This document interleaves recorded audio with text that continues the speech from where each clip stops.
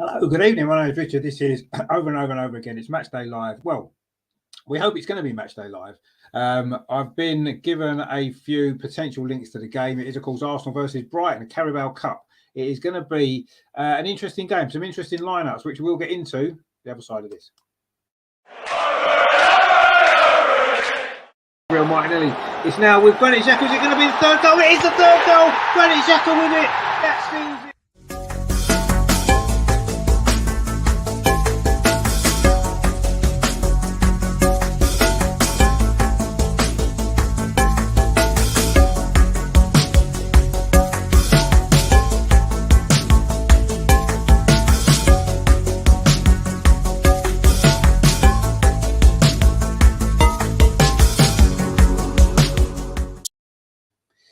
So I say Carabao Cup, third round, isn't it? The first round that we've come into the competition for, delayed, of course, this year due to the Europa League and due to the World Cup that started and all that kind of stuff. Anyway, we are got a game tonight at the Emirates, Arsenal against Brighton, and this is how the teams line up for you this evening. So for Arsenal, and in goal, Carl Hein, it's going to be his first team debut tonight.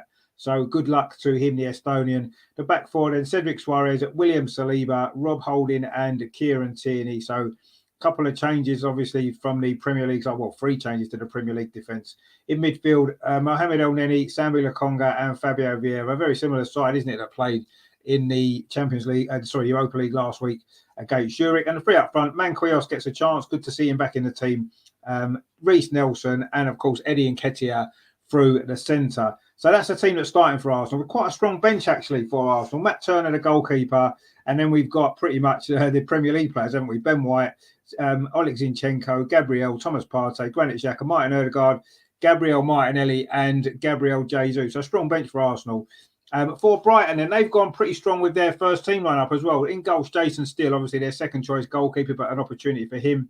In defence, then Tariq Lamptey, Lewis Dunk, Joel Veltman and Louis Colwill. In midfield, Solly March, Billy Gilmore and Jeremy Sarmiento. And then up front, it's Julio Enciso, Danny Welbeck and Moses Caicedo. So that is the Brighton side starting this game. I'll say reasonably strong. You know, their players, most of them have played in the Premier League, haven't they? So that's a strong side for them. On the bench, then Robert Sanchez, the goalkeeper, Adam Webster. They've got Mitoma, Pascal Gross, Dennis Udav, Ed Turns, a young player, Andrew Moran, another young player, Evan Ferguson, another young player, and Peres Esperantia. So that is the team lineups for this game then. So quite interesting, actually. I wasn't expecting these sort of lineups. I've got to be honest. It's basically a Europa League lineup for Arsenal, and it's not a far off, pretty strong Brighton side. So it depends really who really wants this game. For me, it's an opportunity for us to get through this round. You know, we've only got one more game left before the World Cup. Why not go for it? You know, in the past we've played a lot of young players, haven't we, in the Carabao Cup, and sometimes it's done with they've done well, haven't they? We've had good runs in the competition in the past with young players, and other times we've gone a little bit stronger. But I do feel as though this year this is a really good opportunity for us to try and go for this competition, certainly for now, because what else have we got to play for? One more game on Saturday, and that's it. And you can see by the bench.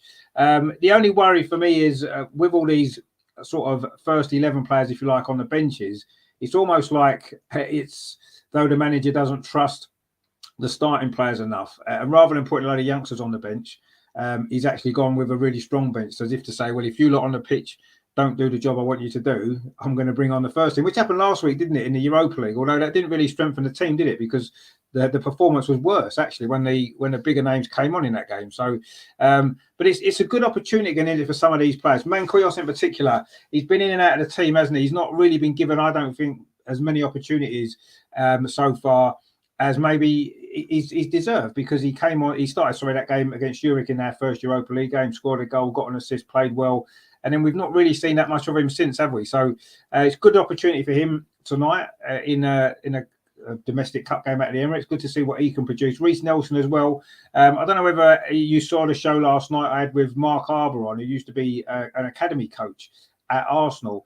And he coached a lot of the young players that are in the squad now, Saka, Smith Rowe and Rhys Nelson. And he was very, very full of praise for Rhys Nelson. Said what a great player he is. He's probably the best of the 3, actually. So Interesting to see how he develops now. You know, Mark was saying that he felt that he needs a run in the team.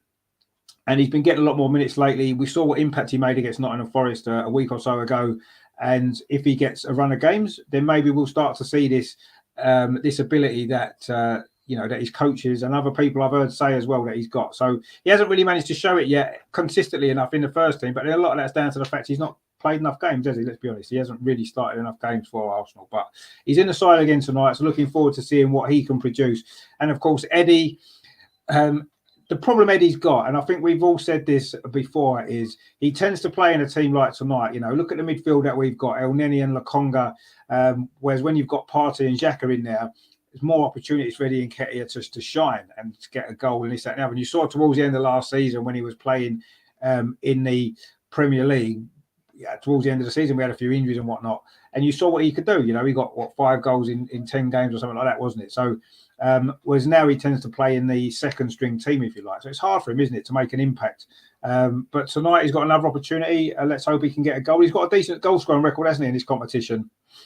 He scored a hat-trick, didn't he? Was it against Sunderland last season, wasn't it? In a game we won 5-1. Of course, we reached the semi-final last year, didn't we? A little bit unfortunate in the end to go out to Liverpool. A really good performance in the first leg at Anfield with 10 men. And then in the second leg, in the end, we got undone, didn't we, by those 2 second-half goals. So it'd be nice competition to win. We've not won it enough, have we? We've said this quite often, haven't we, about the Europa League? You know, we've never really won enough competitions in Europe, have we? 2 trophies in our history is not enough, is it? And the same with the League Cup. We've only won the League Cup twice as well. The last time, 1993. So it'd be nice, wouldn't it, to win it? Of course, we was in the final, wasn't we, 2018?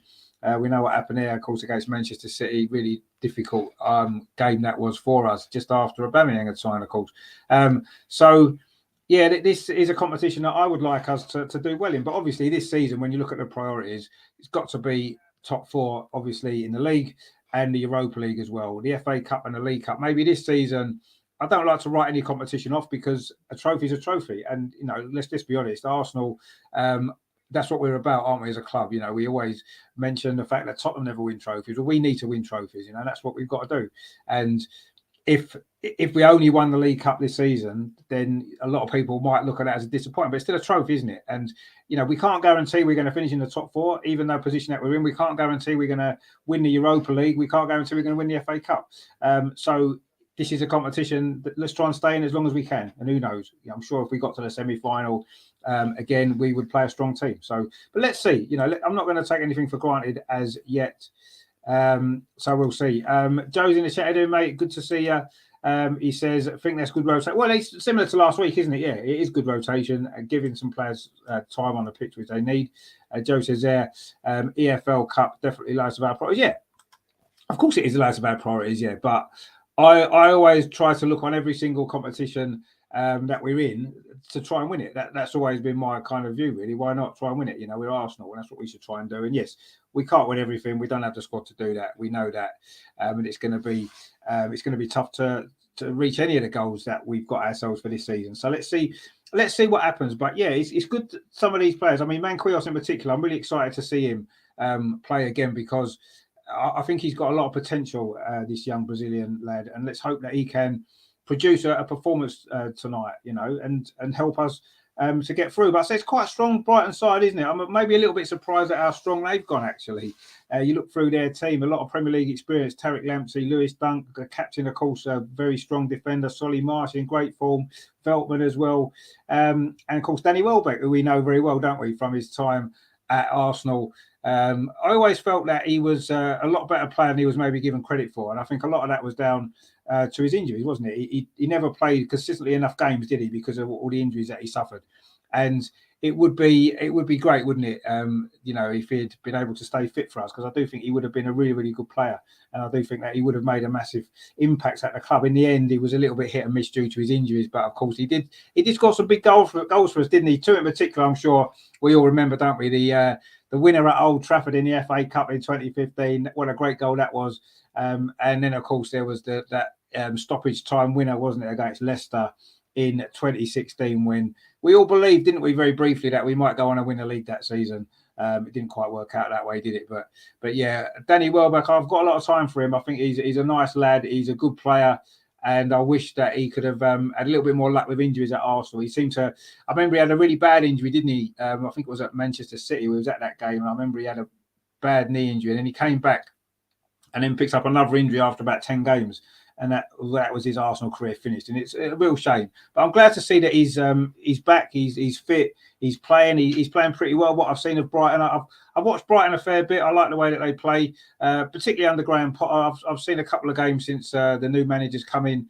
They still look a very exciting team to watch. Actually, they go for games, they're attacking, they're on the front foot, and they're good to watch. So I'm hoping that that's going to make it a good game tonight. But Brighton, of course, have been a bit of a bogey team for us, haven't they?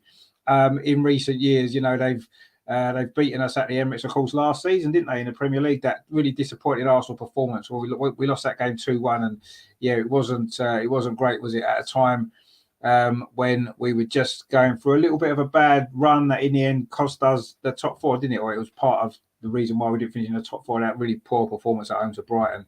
And I say they've won at the Emirates a couple of times in recent years, haven't they? I seem to remember, was it when Freddie Ljungberg just taken over from Unai Emery, that Brighton beat us, didn't they? Or was that just before? No, it was just I think it was Freddie Ljungberg's first game at home in charge, wasn't it? And we lost 2-1 that night. And I think Webster scored, actually. He's on the bench tonight, Adam Webster, didn't he? I think he got the winning goal. So yeah, they've been a bit of a bogey team for us, haven't they? And of course, we haven't played them yet in the Premier League this season either. So another couple of difficult games to come later on, I'm sure. But I want to get through this game tonight. I want to do well in this competition because it's a trophy, isn't it? And that's what we want to. That is what we want to see, as Joe says. Trophy is a trophy, exactly. And you can't pick and choose what ones you want to win. Any trophy that we've got a chance for, let's try and do as best as we can. Joe says, was exactly, what a legend. Joe says, you have any dream signings for January? I mean, it's not necessarily any individual player. I just think it's certain areas of the team and the squad that we need to strengthen, don't we? So, we definitely need a body in midfield. A Thomas Partey backup, if you like. Mohamed El Neni, as much as he works hard and this, that, and the other, he's not going to be the player that's. If we are serious about getting in the top four, even challenging for the title, Mohamed El Neni as a backup isn't good enough. I think we need another striker because, again, in terms of backup, I love Eddie Nketiah has come through our system, but he's not good enough if we want to compete at that real top level. And if we're going to be in the Champions League next season, this is what we need. And to get players in now in January, it's always difficult, but at least they've got 6 months to get used to English football. If they're from abroad, they've got get used to the team and the players and the system, and then hopefully they can be ready for next season as well. But also they're going to offer good backups, aren't they, for the rest of this season, which we need. So they're the two positions I really think we should strengthen. Yes, I think in defence we seem to be okay. Yeah, another left-footed centre-back would probably be a bonus because Gabriel's the only one that we've got. He does give us good balance, doesn't he, having a left-footed centre-back. So we'll have to see whether that's an option in January or would that maybe be a priority more for the end of the season in the summer, possibly. We've probably got enough in defence, I think, to get us through the rest of the season, unless, of course, we were to suffer 3 or 4 injuries to defenders. But you can't compensate for that, can you? Definitely not. So, they're the positions that I would look to strengthen. So I'll definitely look for a midfield player and a striker. They're the two positions. What those players would be, we have to trust they do, don't we? We have to trust the club to get the players in that we need, and I don't really want to speculate as to who they might be. There's enough of that goes on when the transfer window's open. But they're the two positions I think we need to strengthen in January. And I think if we do strengthen those two positions, if that's what we do, then I would be really confident that we can go on and do really well, and we can go on and potentially get to the goals that we've set ourselves for the season, which, of course, as we know, is the top 4 and a good go at the Europa League. I'd love to win that Europa League. European trophies are something special, and they are something that we haven't, unfortunately, done enough, have we, in our history? So yeah, that would be my priority, winning that Europa League. But obviously, the position that we're in the Premier League now, we're all getting a little bit excited, aren't we? The potential to, can we go on and win the Premier League? Well, Leicester did. I think we've got a stronger team than Leicester had back then, but I think Man City have as well, and that's probably the problem that we've got. And we're not even halfway through the season yet, are we? Let's be honest. So it's very, very early to be thinking about anything like that, really, isn't it? Far too early.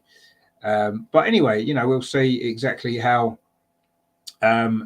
how it all works out. You know, I'm just looking forward to the games as they come now. It's just a shame, isn't it, that the World Cup breaks on starting now, isn't it, really? It's a bit of a shame because, you know, it would have been good for us to have carried on the momentum that we've built up, because that's what we've done, haven't we? We've built up a lot of momentum, haven't we, over the last sort of 3 or 4 months, and it's going to be a shame to lose all that. And who knows how we're going to come back after the break in the World Cup? We don't know, do we? What injuries we're going to have, what the situation is going to be like. We just really don't know, do we? So it's all a little bit unknown at the moment, but ultimately we can just enjoy what we've got, what we're enjoying at the moment. You know, things are going well. It's just a shame, isn't it? The World Cup's come at the wrong time for us, really. I said on the show the other night, actually, it's a shame, isn't it? This year of all years, they decide to put a World Cup in the middle of the season when we're going so well, and we wanted to try and keep that going. But anyway, you know, there's nothing we can do about it. We have to get on with it, and let's hope that when we come back, everybody's fit, everybody's available, and we can go on and really, really push on and so hopefully achieve the goal. I mean, winning the Premier League would just be the most amazing thing, wouldn't it ever? You know, unfortunately, I'm not sure if we're quite there yet. You know, you look at the strength that Man City have got, you have to say that that's probably going to be beyond us this season. But as I say, Leicester won it. Who knows? All we can do is you know, keep our fingers crossed and hope that everybody's back fit for the World Cup, because that's what we want, don't we? So let's see how that all goes. So we are playing Brighton tonight, as we said. Just a couple of comments coming. Shane says here, hi Richard, do you think one day the FA will have their own channel and stream their content on a subscription? Potentially. What I would like to see actually is each individual club show all their own games on a subscription. You know, so say Arsenal, you can subscribe to Arsenal's website, and they would show every single Arsenal match live, and you could do the same for any club that you wanted, and you pay, I don't know, however much they would charge for a season, and I think most people would pay that, wouldn't they? I would much rather pay Arsenal to show all of Arsenal's games than to pay Sky, who show all the different teams that I'm not really interested in, and other leagues all over the world. Do you know what I mean? So yeah, I think that's got to be the future. I'm amazed actually that we're in 2022 and it's still not happening. It still hasn't happened. I can't actually believe that's been the case. It just seems absolutely amazing to me that you know, clubs aren't doing that, because what could they make out of it? But of course, it's not as simple as that, is it? You've got the rights to the TV, and that's the problem, isn't it? So far, you know, Sky pay for the Premier League rights, and BT Sport pay for the Premier League rights, and of course, there's channels all over the world that pay for the TV rights as well, isn't there? So that's the bigger issue, isn't it? That somehow the clubs have got to find a way to, you know, I suppose it can't happen until the deals are finished, the current running deals, I suppose. But yeah, that's got to be the way forward, hasn't it? Surely it's got to be the way forward for clubs to stream all their own games. That's what, you know, it makes perfect sense, doesn't it? But anyway, it's not happening at the minute, and when it will happen and if it will happen, we'll have to wait and see. But yeah, it does seem very, very strange that they're not doing that at this moment in time. But anyway, who knows? Right, what we're going to try and do is I'm flicking around a few channels here. I've got a few links that I've been sent, which at the moment don't seem to be working. But don't worry, because we are going to try our best to see what we can get for you, because it is going to be good if we can. Now, as I say, just in case you missed it, the Arsenal team, there's a debutant for Arsenal tonight, which we're all excited about, because it's nice to see new players playing for the team, and it's goalkeeper Carl Hein, the Estonian, making his very first appearance in the Arsenal first team tonight. So that's going to be really good, isn't it? We're looking forward to seeing him hopefully produce a really good performance. A clean sheet would be nice, wouldn't it, on his debut, you know? And Matt Turner's on the bench, so Aaron Ramsdale, of course, preparing for what's probably going to be a place in the World Cup squad, isn't it? He's gonna get a bit of a break tonight away completely, and hopefully he'll be back, of course, on the weekend against Wolves, because that's a massively important game now, isn't it? You know, we have to win that game, mainly because we want to go into the World Cup break on top of the table, don't we? And it's very difficult. It will be difficult if we don't get a win, because Man City are so close behind us, aren't they? So, but let's see what happens. Let's see what happens. Right, okay, so can we find these links that I've been sent? I've got a few channels up as well. I'm looking around. We will try and get something for you because I want to watch the game as well. For some reason, I don't know why.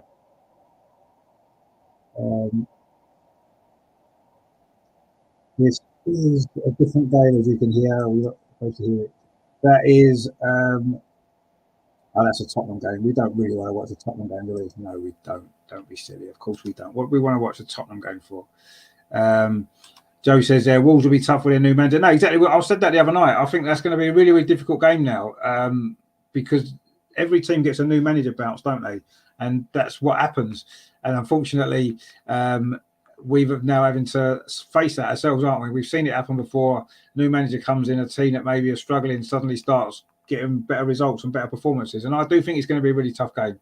I've got to be honest. I really do. I'm a lot more. I wouldn't say I'm worried. You know, Wolves are near the bottom of the table; they're struggling. But yeah, it's nowhere near going to be as perhaps straightforward as it may have been a week or so ago before they sacked their manager and have got this new manager in. So it's going to be tough, but we should have enough to beat them. Should we? Let's be honest. You know, we're a much better team than them. We're in much better form, and momentum is a big thing in football, isn't it? And you have to say that you know, Wolves don't have that, do they? Because they've been struggling for wins. So yeah, I'm looking forward to that game obviously at the weekend. Let's hope that we can win. But you know, I want us to win tonight. I want us to go through tonight, get through this game because it's been a long time since we won this competition. It'll be nice to, you know, you can't beat a day out of Wembley, can you? Let's be honest. So let's see if we can do that. Right, okay, let's have a look then. I'm still trying to find what we were looking for in terms of the game itself. I can't believe that it's not going to be anywhere on TV in the world. I can't believe it won't be. I'm pretty sure it will be somewhere. It's just going to be a matter of trying to find it. That's all. Just looking around. I've got a few potentials on the go, so we'll see. But what I will do actually in the meantime, while I'm searching, let's just have a look. Because what we don't want to do is we don't want to miss anything that's happening, do we? So let's have a look and see. So what we'll do is we've got the scores up at the moment in the games that's going on. There's only been one goal so far actually in all the ties tonight, and that's at West Ham. They're losing to Blackburn actually. Wow. They've got a few issues at the moment, West Ham, aren't they? Struggling at the wrong end of the Premier League. David Moyes maybe feeling under a little bit of pressure perhaps for his job, which would be a shock, wouldn't it? But they're losing at home to Blackburn. All the other games are currently goalless. So that is obviously Arsenal, Brighton, Newcastle against Crystal Palace, Nottingham Forest against Tottenham, Southampton, Sheffield Wednesday, West Ham against Blackburn, as we said, and Wolves against Leeds have already all kicked off, and Liverpool against Derby and Manchester City against Chelsea are coming up at 8 o'clock. They start, so they'll be getting underway quite soon. So only one goal so far in all the games being played in the Carabao Cup this evening. All the, of course, teams in Europe are coming into the competition for the first time, aren't they? Tonight, which of course includes us, doesn't it? Back in Europe again, and it's been a good campaign in the Europa League, hasn't it, so far for us? As we know, we won the group, we've got through. We missed out that round at Manchester United having to play, which is a shame, isn't it? But anyway, Mark C says they're 35 years since we won this competition. Yeah, it is. We were just saying, yeah. Well, no, it'd be more than that, wasn't it? It was 1993. So that's no, it's not, is it? 1993. It's 29 years, isn't it? This year. Well, it will be 30 years, won't it? Actually, it'll be 30 years next year since we won the League Cup.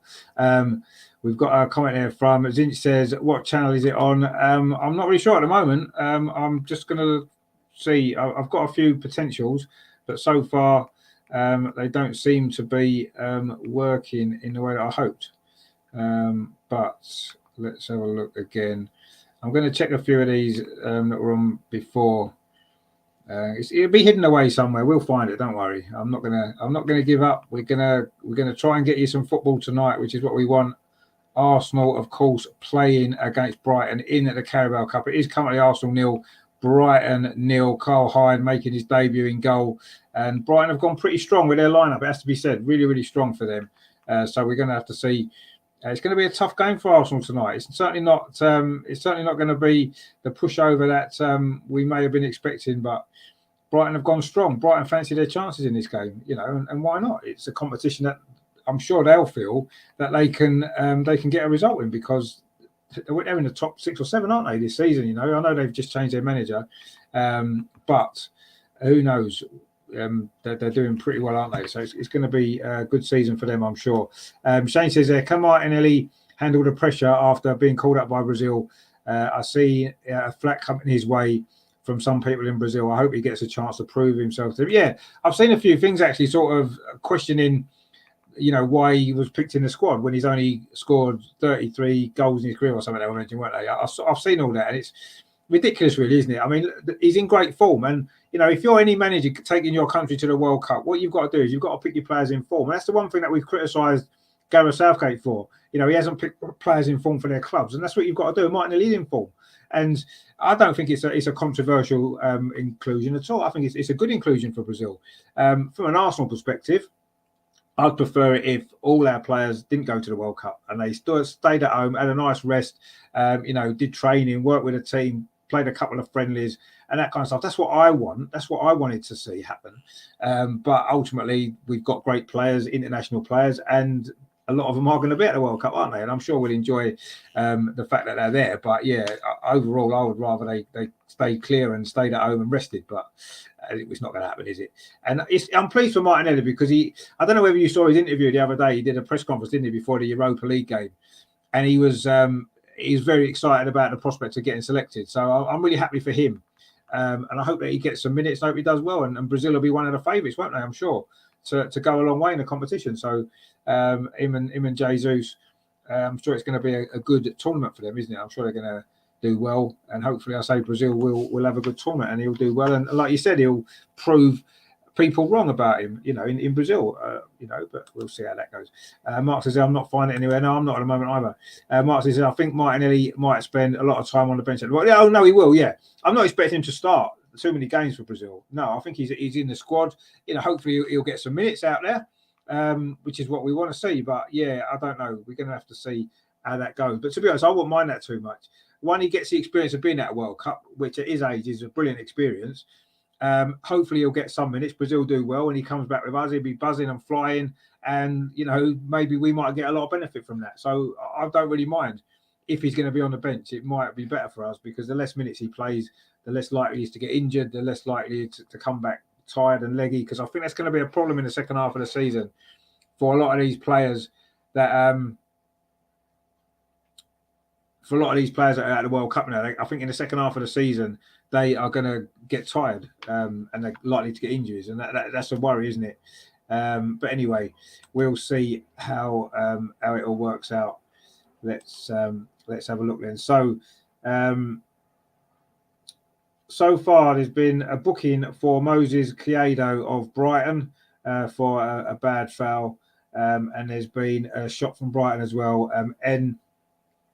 Cisco has headed wide in the very early stages, and Danny Welbeck had a shot blocked as well. So Brighton seems to have been on top in these early stages, actually. They've had a lot more possession, 64%, and they've had 3 shots. Arsenal haven't had any shots as yet. So, and Brighton have had the only corner of the game. So Brighton have been on top in this early part of the game. We've started a little bit slowly, but we look at the team that we've got, and I say they've gone quite strong, haven't they? So I'm not surprised that that's the case. It's just, very, very early days yet, though, isn't it? And there's plenty of time for us to get a grip in this game and start to get on top. And hopefully we can get the result. I mean, are Brighton better than some of the teams that we've been playing in the Europa League this season? I'm not sure if they are. They're a good team. They're a very good team. But are they as good as some of these teams that we've played? I'm not sure. Kevin says can only improve him training with that squad. Exactly, yeah, that's the point, isn't it? It's going to improve him, and we're going to get the benefit of that. And I'd rather he did that than stay at home and train with the players he trains with every week. It's better for him to go to Brazil, go to the World Cup, and be involved in that. We've got Will Ray Sports says there. Apparently, it's nowhere, no streams, no TV. Also going on. Yeah, there's still a couple of places I'm looking for. Bargab says there, Brazil like that. A lot of people clamour for local positions. Yeah, no, you're right. John's in the chat here, mate. Good to see you. I hope you're well. Good to see you. I hope you enjoyed the show last night. Actually, we had Mark Arbour in very interesting conversation with a former Arsenal Academy coach. He had a long career in professional football, in the lower leagues mainly, to be fair. But he had a great career, and it was good to see him last night. Had a good chat. He did play for my local hometown club, Dagenham, as well, during our most successful period. So it was good to have a catch up with him, which was really, really good.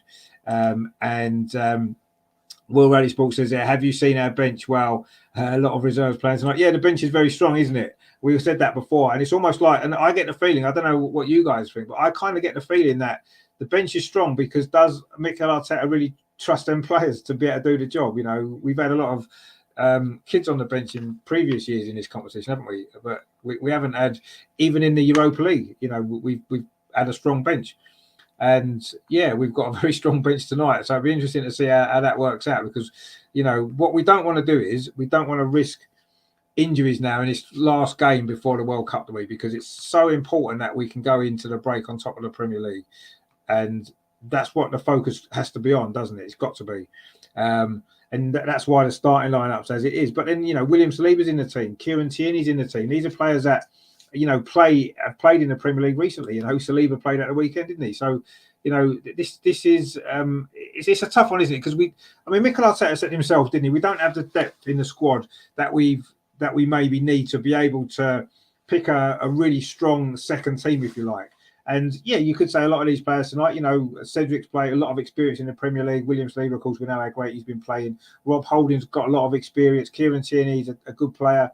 El Nenny's played a lot of games, you know. Lukonga, he's been a bit hit and miss, but he's a regular in the first team, isn't he? Vieira's a new player, got a lot of potential. Manquillos the same. Eddie's played a lot of games, scored a few goals. Rhys Nelson as well. So it's a strong team, but if that was a team that you wouldn't fancy that team much if they had to play regular in the Premier League, would you? To regularly get the results that we've been getting. So it is an issue in the squad. We know that, and let's hope January can sort it out.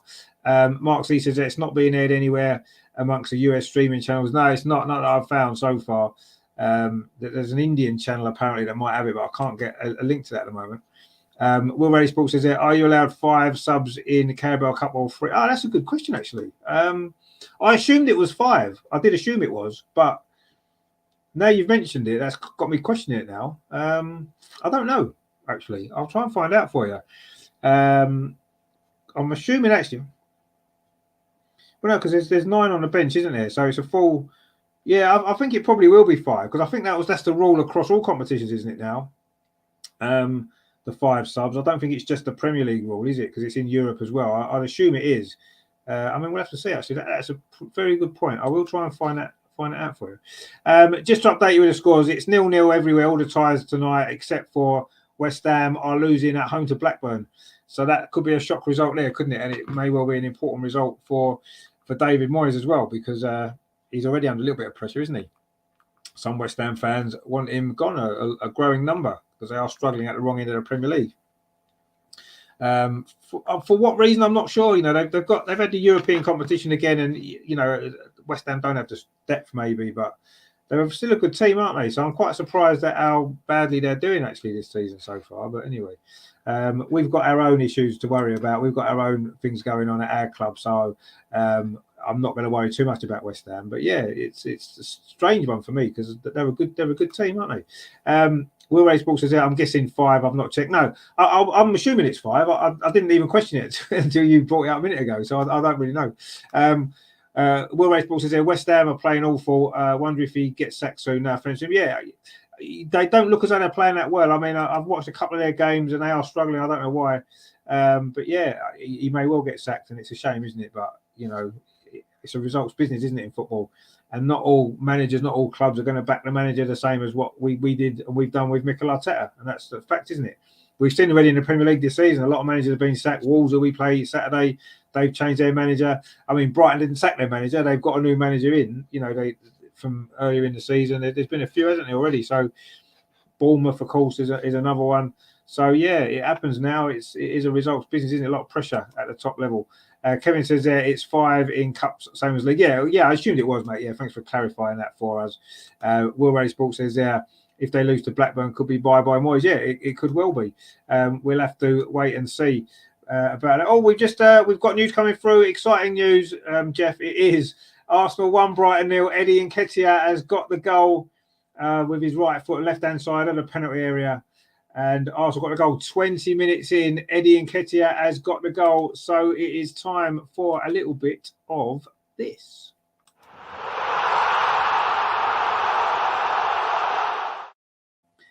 And I suppose we should play this as well.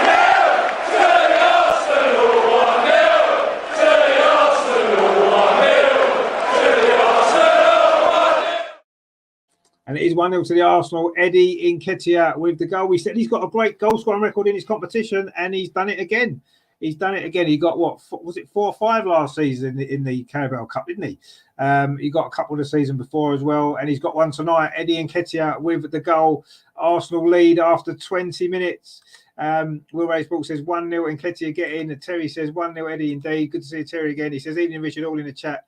Just pops in quickly in the middle of a job. But you work too hard, mate. Honestly, you need to get more time off, and you need to chill a little bit, and you need to watch the football. And because it's you can't just work all hours of the day, mate. You need a bit of a break as well. But good to see you anyway. And yeah, just in time for the goal, wasn't it? Eddie Nketiah with the goal. Brilliant stuff. And Arsenal do lead. And the assist. Do you want to know who got the assist? It is our new mate, Rhys Nelson, with the assist. So that's another assist for him. He got 2 against Nottingham Forest, didn't he? 2 assists and a goal in that game. He's now got himself an assist as well tonight. So he's in great form at the minute, isn't he? And it's good to see. It's good to see that, isn't it? Rhys Nelson. I say, if you missed the show last night with Mark Harbour, you might not all have heard of Mark Harbour, and I wouldn't necessarily expect you to have done. He had a long professional career, mainly playing in the lower leagues. He did play for my local club, Dagenham and Redbridge. He was captain in the most successful part of that club's history. So, but more importantly than that, from your perspective, he was a former Arsenal Academy coach. For 8 years, he worked in the Arsenal Academy. And while he was working there, a lot of the young players that are now playing in the team, Bukayo Saka, Emil Smith-Rowe, Rhys Nelson, as we mentioned, Ainsley Maitland-Niles, other players in the Premier League was mentioned as well. Josh Da Silva, he worked with him. Nathan Teller at Southampton. A lot of players that are now playing in the Premier League came through Arsenal's academy system, and Mark coached a lot of them. So that's really good. And he was full of praise of Rhys Nelson, saying what a great player he is, what great ability he's got, and he believes that with a run of with a run of games in the team, he's going to show himself to be as good as Saka and Smith-Rowe. That's what Mark believes, and he's coached him. So I'm not going to question him. If that's what he thinks, then that's great. And he's certainly showing a lot more now. I always felt as though there was something missing in Rhys Nelson's game. Whatever it was it an attitude problem? Now, it's quite interesting what Mark said last night, that he maybe he's had a more difficult time of it when he was younger, in terms of maybe his upbringing and stuff like that. So all these things matter, don't they? They really do. They make a big difference to a player's development. And maybe Rhys Nelson's had a harder time of it, and that's why maybe he's taken a bit more time to develop and get to the level that he's now at. And you have to say, he's in great form at the moment. And we do like our academy players, don't we? The guys that come through the Hale End. It's a brilliant setup that Arsenal have got, one of the best in the world, isn't it? Let's be honest. And as Mark said last night, we look through clubs now in the Premier League and even elsewhere. There's so many players that came through that ALN system that are now playing professional football. And it just goes to show, doesn't it? As Mark said, it's not a failure if they don't make it at Arsenal. If they make it somewhere else, a professional footballer, that's the job done, isn't it, for the academy? Will Ray Sports says there, I was going to say, hope Eddie scores tonight. Rhys Nelson playing well. He's a good player, not given a chance. We know he hasn't. We just talking about him last night, and there he hasn't. Up till now, he hasn't been given a chance, has he? But it seems as though now maybe. I think obviously the World Cup's coming now. He's not going to get many more chances at the moment. But I think in the second half of the season, certainly if we don't bring in a wide player, I think Rhys Nelson will play a lot of games in the second half of the season. He'll get a lot of minutes.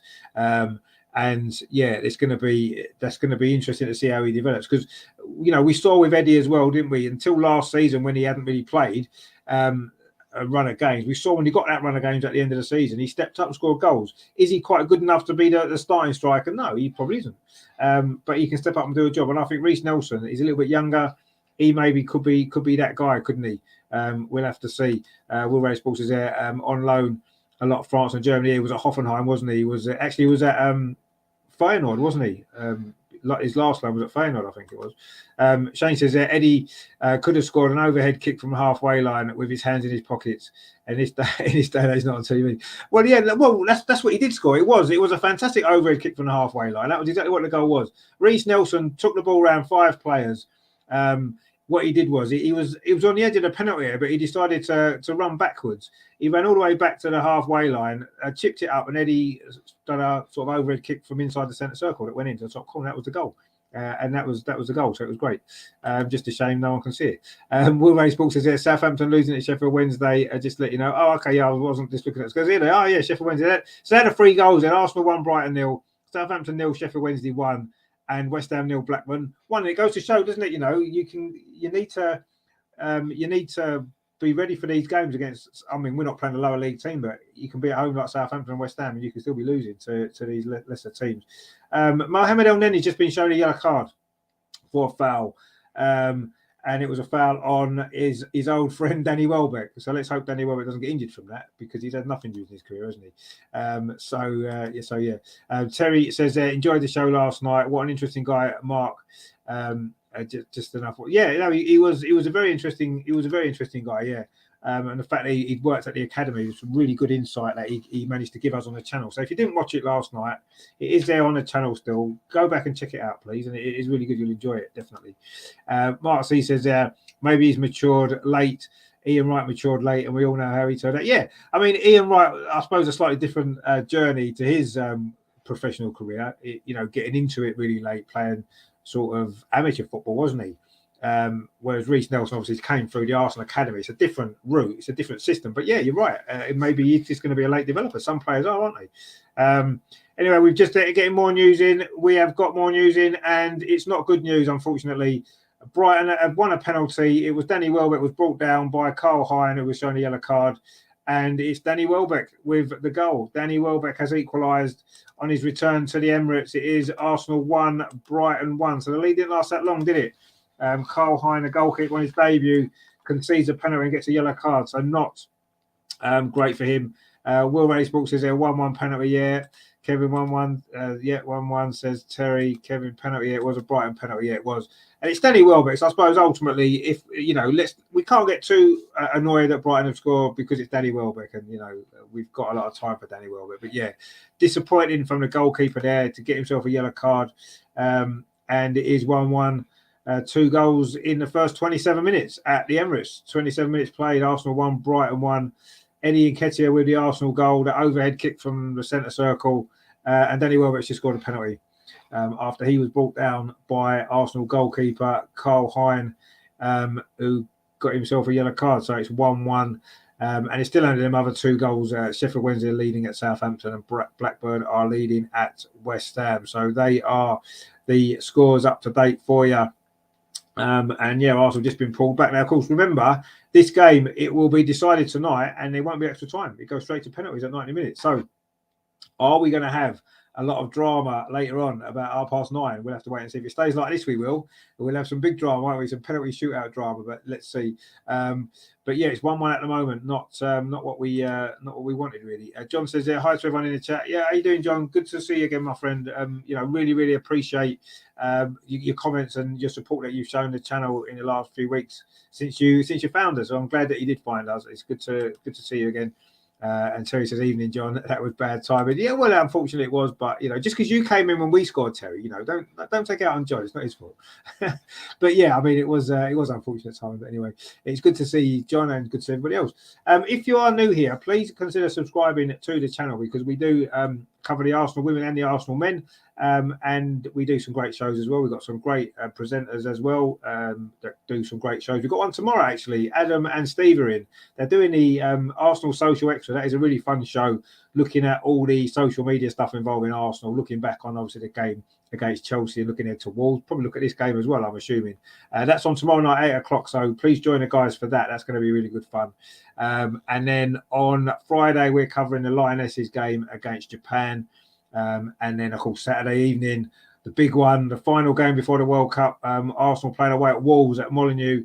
Difficult game it's going to be with Wolves' new manager. So look out for that. And also on Saturday afternoon, the new series, Arsenal Oddities, the next episode 4, will be out. Oh, is it episode? No, it's episode 4, isn't it? Yeah, episode 4 will be out on Saturday as well, looking at some strange moments from Arsenal's history. And there's a lot of them to get through. The one this week you'll enjoy. It's quite a good one. So look out for that on Saturday as well. Mark C says, how many Arsenal players also played for Brighton? Well, obviously, Danny Welbeck. Sammy Nelson was one. He played for Brighton and Arsenal, didn't he? He's one. There's probably been a few, actually. Now, what we'll have to start doing again, we'll have to start doing them. We used to have that section in the show. I don't know whether you guys remember when we used to look back at players that played for both clubs, and that was a regular feature. We've not really done it too much this season, so we need to look at doing that again, actually, because that was always quite good. I think Paul Gorman played for Brighton and Arsenal. Mark C says there, Colin Pates, yeah, Colin Pates, another one. So there's 3 or 4 there already, isn't there? I'm sure there's others. We'll have to think. That can be what we can do, actually. You know, while the game's going on, have a little think. And if you come up with anybody that's played for Arsenal and Brighton, drop them in the chat, because that'll be interesting. We've got 4 or 5 already. I'm sure there's more. I'm sure there is. I'll have to rack my brains and think of some. But yeah, Colin Pates, yes, he had a strange Arsenal career, didn't he? A strange signing for Arsenal, actually. Colin Pates, wasn't he? John says there, great show last night, really interesting. No, thanks, John. It was. I mean, Mark was a fantastic guest, wasn't he? Mark Harbour, and some really interesting stuff that he told us as well about the Arsenal Academy, about his career in football as well. I mean, I love all that sort of stuff. You know, I know he didn't play at the top level. He was at Spurs, which of course isn't the top level, as we know.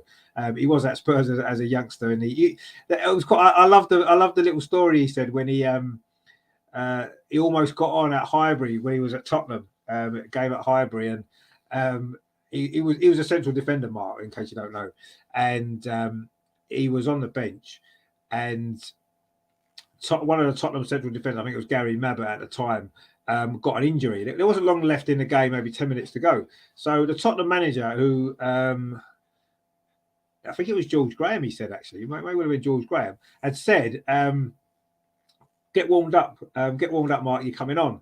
And at that point, then Mark sort of turned around to the man and said, actually, boss, we've used all our free subs, and he couldn't come on. So that could have been his Tottenham debut at Arsenal. He's an Arsenal fan, Mark, as well. That would have been a great moment, wouldn't it? But he couldn't get on because they'd already made the free sub, so he didn't end up playing for Tottenham's first team. But had a great career in the sort of lower divisions, League 1, League 2, Peterborough and Dagenham mainly, that he played for, Stevenage for a bit as well. Oh yes, Will O'Reilly Sports got a good one there. After watch highlights on TV, he says Matt Ryan, of course, yeah, he came on loan, didn't he? The season before last. Played about 2 or 3 games. I thought he looked really good, and then we never saw him again, did we? And he's not even at Brighton anymore, is he? I think he went. Did he go back to America? I'm not really sure. Anyway, Sammy Nelson, Terry says, a legend, my favourite player. Yeah, he was brilliant, Sammy Nelson, wasn't he? And I think he finished his career at Brighton, didn't he? And Will Ray Sport, of course, Ben White. How could we forget Ben White? Who's on the bench tonight? Of course, we bought him from Brighton, didn't we? Although he played on loan more than he played for Brighton, didn't he, actually, in the end? But yeah, Ben White's a good one. Yeah, of course, we can't forget Ben White. Mark C says, I find it more interesting to get an insight into football from players who've grafted in lowly. No, exactly, yeah. And that's where, you know, and I think you could tell last night. I don't know if you watched the show, Mark, but if you didn't, do watch it back because it's really interesting. And what I liked about it more than anything was the fact that he was so down to earth and so humble because he hadn't lived that Premier League glitzy, glamorous lifestyle. You know, he was grafting away in the lower leagues. And you know, I watched Mark play for Dagenham and Redbridge lots of times. I say my local team. And he was a really, really good player, really, really good player. You know, a strong defender, a good leader on the pitch. He was the captain of the team. So, yeah, I really enjoy watching him play. And yeah, you're right. Some of the players that are playing in lower leagues, they are the most interesting guys because they've got a lot more interesting stories to tell as well, haven't they? But he was a fantastic player for Dagenham, one of my all-time heroes actually. And it was a pleasure for me to have him on the show. Last night, Will Racewell said Matt Ryan is in USA. Yeah, I thought he was. Yeah, he's been everywhere: Valencia, Arsenal, Brighton, now USA. Yeah, he's had a good career, hasn't he? But never really been a regular number one, has he? And I think he's a good goalkeeper. I've got to be honest. I really do. I think he's a decent goalkeeper. Shane says, who do you think makes a better team out of starting 11 English Arsenal players or starting 11 foreign players? I think English team would win, especially because of defence. I mean, yes, it's what you've got to look at is the if I think if Arsenal could find a team of 11 academy players that came through our academy, you know, when you look back to the '89 team, for example, a lot of those players came through the Arsenal system together, didn't they? Tony Adams, Michael Thomas, David Rocastle, Paul Merson. They all came through the Arsenal academy. They played in that team together, and you could see how strong that bond was.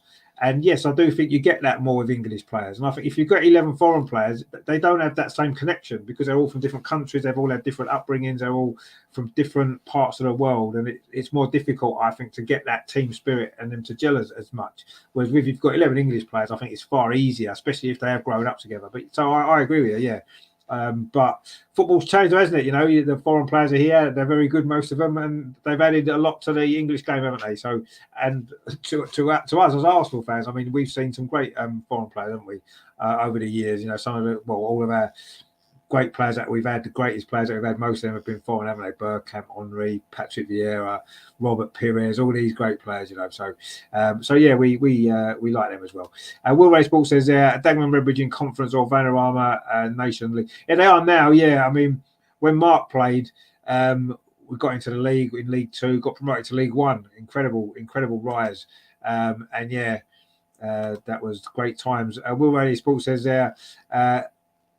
League under League Two, am I right? I'm not sure where in League Two countries. Yeah, well, Dagenham got into League One in 2010, won the playoffs, got into League One, only almost survived the season, just got relegated on the last day, and back in the it's called the National League now, isn't it? Obviously, it's a conference as it was.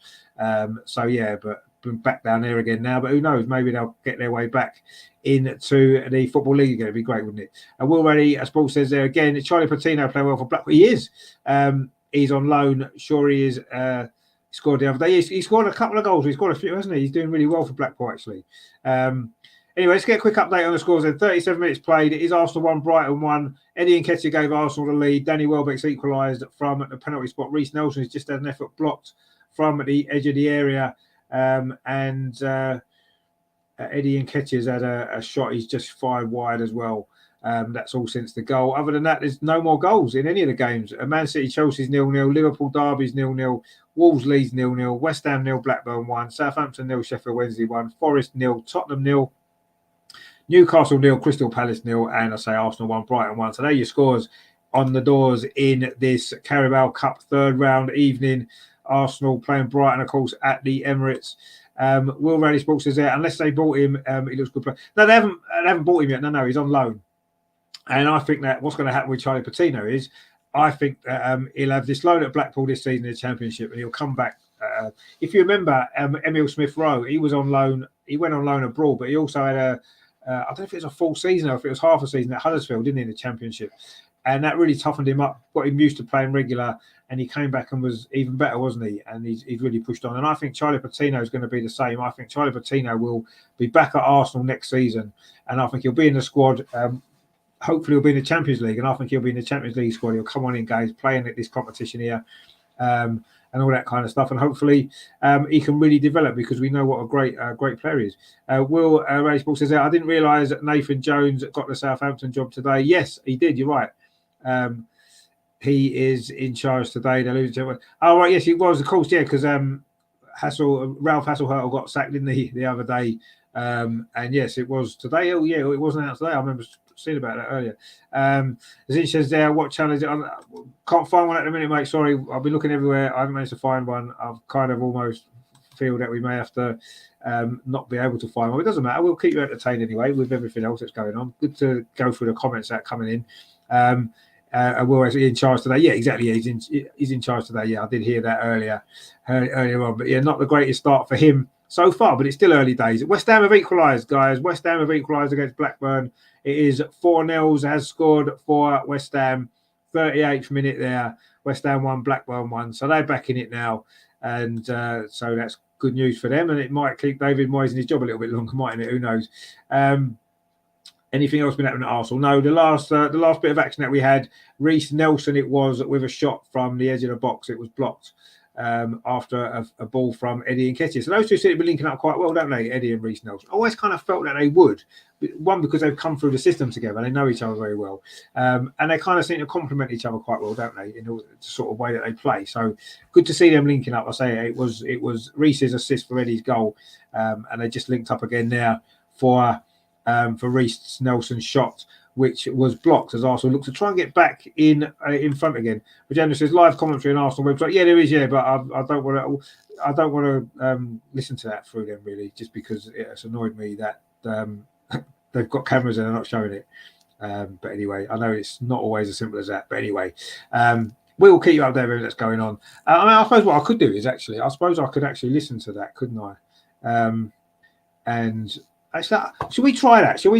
Let's give that a go. Right, what I'm going to do is just give me 2 seconds. I am going to go on to the Arsenal website. Right, let's have a look, and we'll see if we can. We'll see if we can get that done. And what I can do is I can put my headphones on. I can listen to the commentary, and then I can kind of tell you exactly what's going on. So we'll try and do that. We will try and do that. I'll just have to connect my headphones. Give me 2 seconds. We might as well try. What have we got to lose? Nothing at all. So we're going to give it a go and see what we can do. So let's see what we can do. I don't know if it's going to work. We'll find out in 2 seconds. Where are we?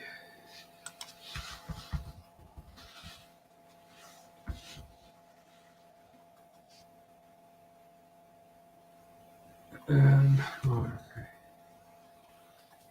I just need to get my headphones set up because they're not set up yet,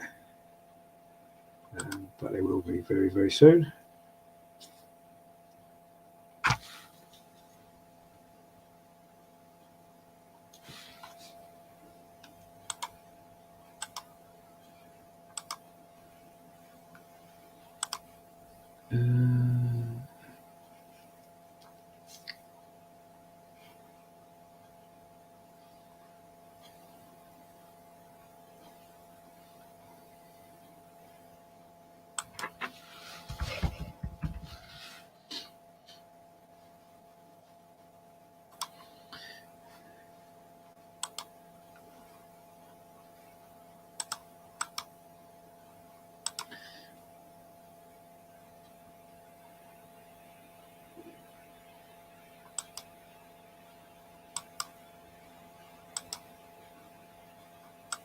I'm just trying to get me headphones connected, which at the moment, hang on, let's have a look, see if we can connect my headphones up, then we'll be laughing.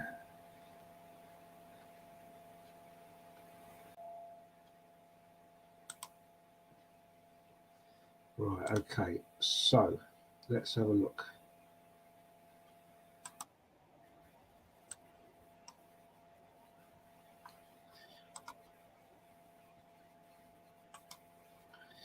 Right, so we've got that on, so I can actually hear that now, which is great. So there we go, good stuff. Right, okay. Go through some of the comments again. Will Rally Sports is there. West Ham have loads of good players. 4-0's okay. Cornet's good, yeah. Winger from Burnley. Did you hear that Cornet story? No, I didn't. What Cornet story? You'll have to let us know that one. Rajendra says, not as good as Richards when he's watching the game. No, thank you very much, Rajendra. I know you enjoy the show. It's great to hear. Cornet thought he was on loan at Burnley from Lyon, but he actually signed for them. So moved to West Ham in Premier League. Is that right? Oh, wow. That's funny, that, isn't it? I heard there's live commentary. I've got it on now. Jovan says there, where can I watch? Nowhere, unfortunately. Nowhere we can watch the game, I have to say. Half time soon. It's 7:45 kickoff. Yeah, it was. Yeah, it's nearly half time. Arsenal have got a free kick, a corner. Sorry, it's a short corner. Arsenal played. Brighton have cleared that one away. Fabio Vieira is in possession now on the right. Lokonga in the middle now with the ball, bringing it forward.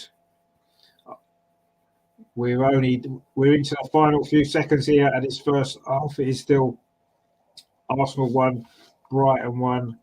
And I've just realised actually, there's a bit of a typo in me if we score. Here we go. Let's look at it.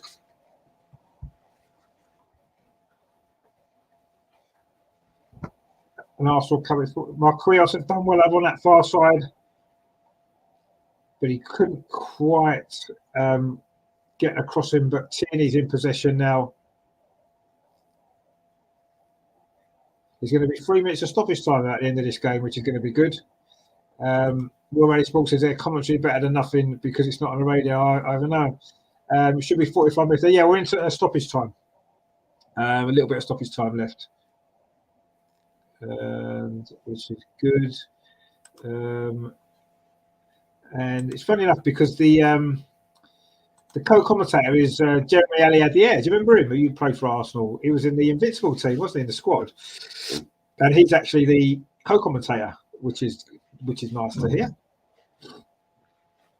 Majanda says 3 minutes added on time. Yeah, 3 minutes. Yeah, it is 3 minutes added time, and we're into that time now.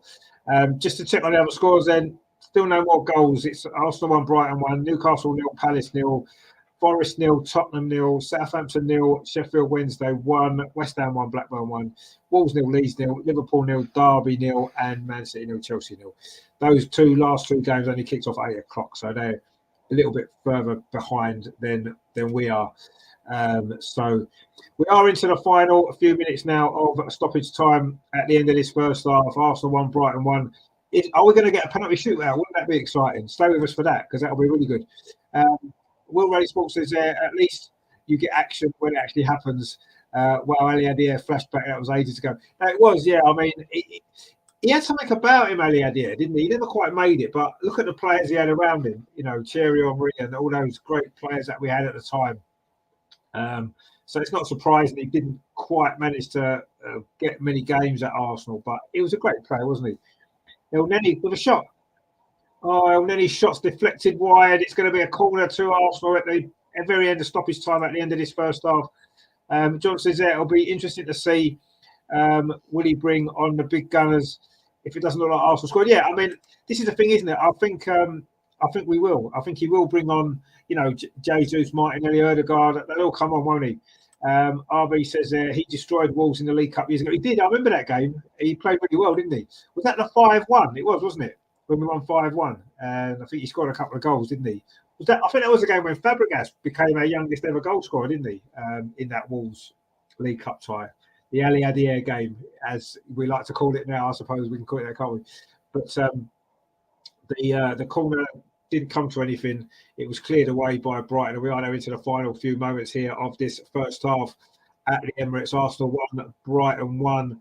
Arsenal did take the lead. Eddie Nketiah with a goal. In fact, there goes a half-time whistle. It is half-time at the Emirates. Arsenal 1, Brighton 1. It is Arsenal took the lead. Eddie Nketiah, it was, after 20 minutes, gave us the lead, and then 8 minutes later, Arsenal's goalkeeper, Carl Hine, on his first-team debut, did bring down our old friend Danny Welbeck, got himself a yellow card, and Danny Welbeck did slot home the penalty to make it 1-1 at the break. Arsenal had 1 or 2 opportunities. Rhys Nelson has been playing pretty well, but so far it's 1-1, and it may well go to penalties. As Abdullah says there, this match will go to penalty. Well, it may well do. As things stand at the moment, it will be going to penalties, but we'll see. Second half to come. You never know. Could be some more goals coming up yet. Will Rally Sports says there, good player Aliadier. Arsenal then Lorient in France. That's right, he was, yeah.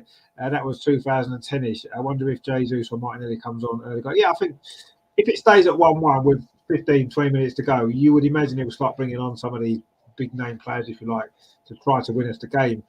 Because Brighton have a very young bench. They've got, three of their players from their academy, Ed Turns, Andrew Moran, and even Ferguson on their bench. So they've got a very young bench. We've got a very experienced bench. That might be proved crucial in this game at the end of the day. That may well be the difference, mightn't it? John says there are Brighton playing many first teams. They are. Actually, what I'll do, John, where you're here, because you already missed it before. These are team lineups, in case anyone did miss it.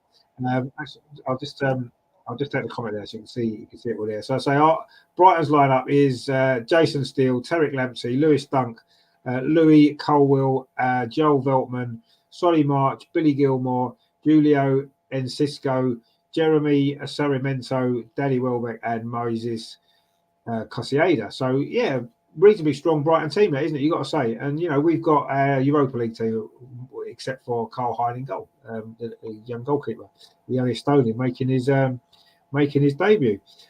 John says, how are you listening to it, Richard? Is it on radio? No, it's not on radio. No, it's on the Arsenal website. The commentary is. But that's about the best we're going to get, unfortunately, which is a shame. Regenda says half-time 1-1. Yeah, it is half-time 1-1. Actually, I'll take that picture off now. Sorry. I was just showing you the team lineup, so that was all. So, yeah, it is 1-1 at half-time. And Will Ray Sports says, okay, has to be decided tonight. It does, yeah. No second leg, lots of penalty shootouts tonight. Then in order to get, it could be, yeah, most of them are level at half time, aren't they? So there could be a few penalty shootouts, which is going to be good, isn't it? Abdallah says Brighton is good. Yeah, no, Brighton are good. Yeah, I agree. Yeah, they're a good team. Certainly, no way was this ever going to be an easy game. Will Ray Sports says Brighton have half a team too. No Gross, no Trossard, not even in the squad tonight. Best player for Brighton. Yeah, Trossard isn't. Gross is on the bench. Pascal Gross is on the bench, but yeah, Trossard isn't. And John says that's a strong Brighton team. It is a strong team, yeah. I was quite surprised when I saw it, how strong they've gone. But fair play to them. They want to get through, don't they? And you can't blame them for that. Will Ray Sports says is that Billy Gilmore from Norwich, Chelsea, or a different Gilmore has been ever? No, it is Billy Gilmore. Yeah, it is the Chelsea, Norwich, Billy Gilmore. Yeah. Now at Brighton, he doesn't play that much in the Premier League, does he? But he's in the team tonight, an opportunity for him as well, isn't it? So, yeah, it is that Billy Gilmore, yeah, the Chelsea Billy Gilmore.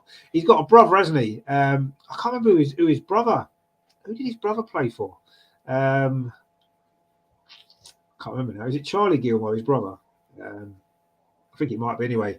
Actually, we'll have a quick look, shall we? I'm sure his brother's called Charlie, isn't it? Is it Charlie Gilmore? Was he not at Arsenal? I'm sure he was at Arsenal, wasn't he? Charlie Gilmore. Yeah, he was. Yeah, he was at Arsenal. Yeah, he went to Norwich as well.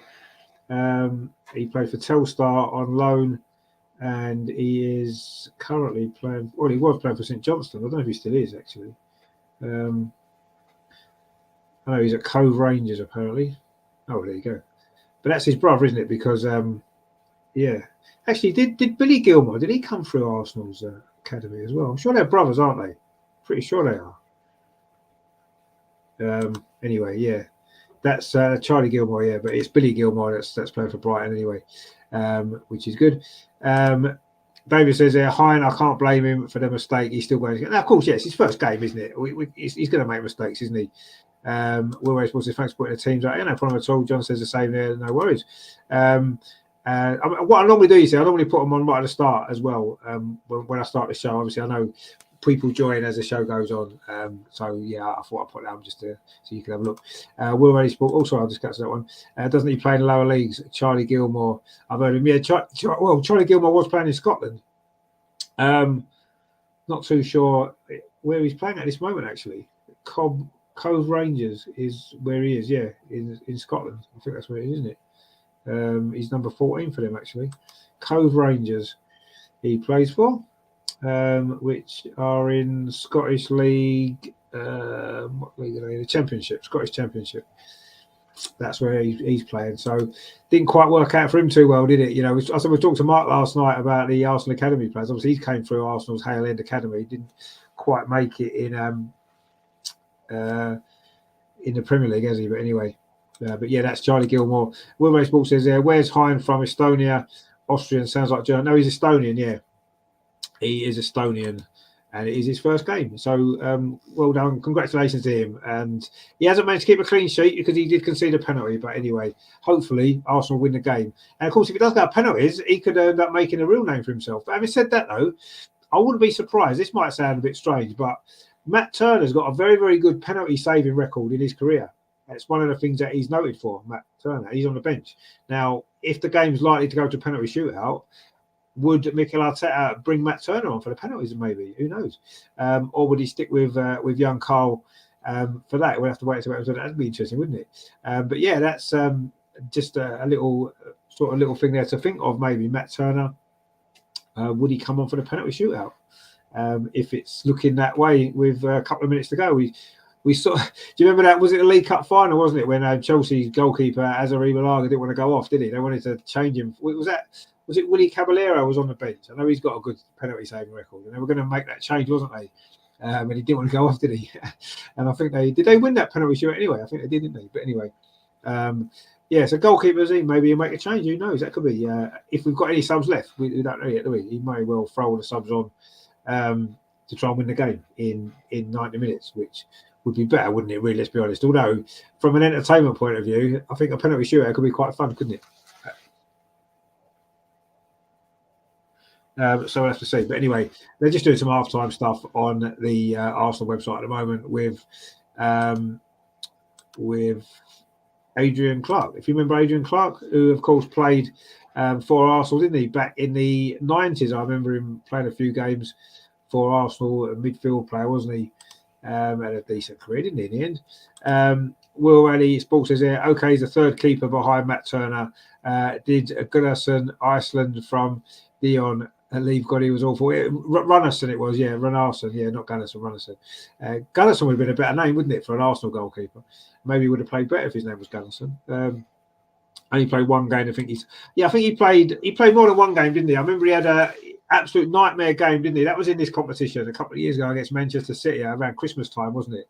And he threw his ball in the net a couple of times, didn't he? And then I remember he came back and he played in I think he played in a Europa League game and he played quite well. And then do you remember when Bernd Leno got sent off against Wolves, funnily enough, who we played at the weekend? And he came on, didn't he, in that game when Leno was sent off for the last 15 minutes, maybe like 10 minutes to go. And he actually played pretty well.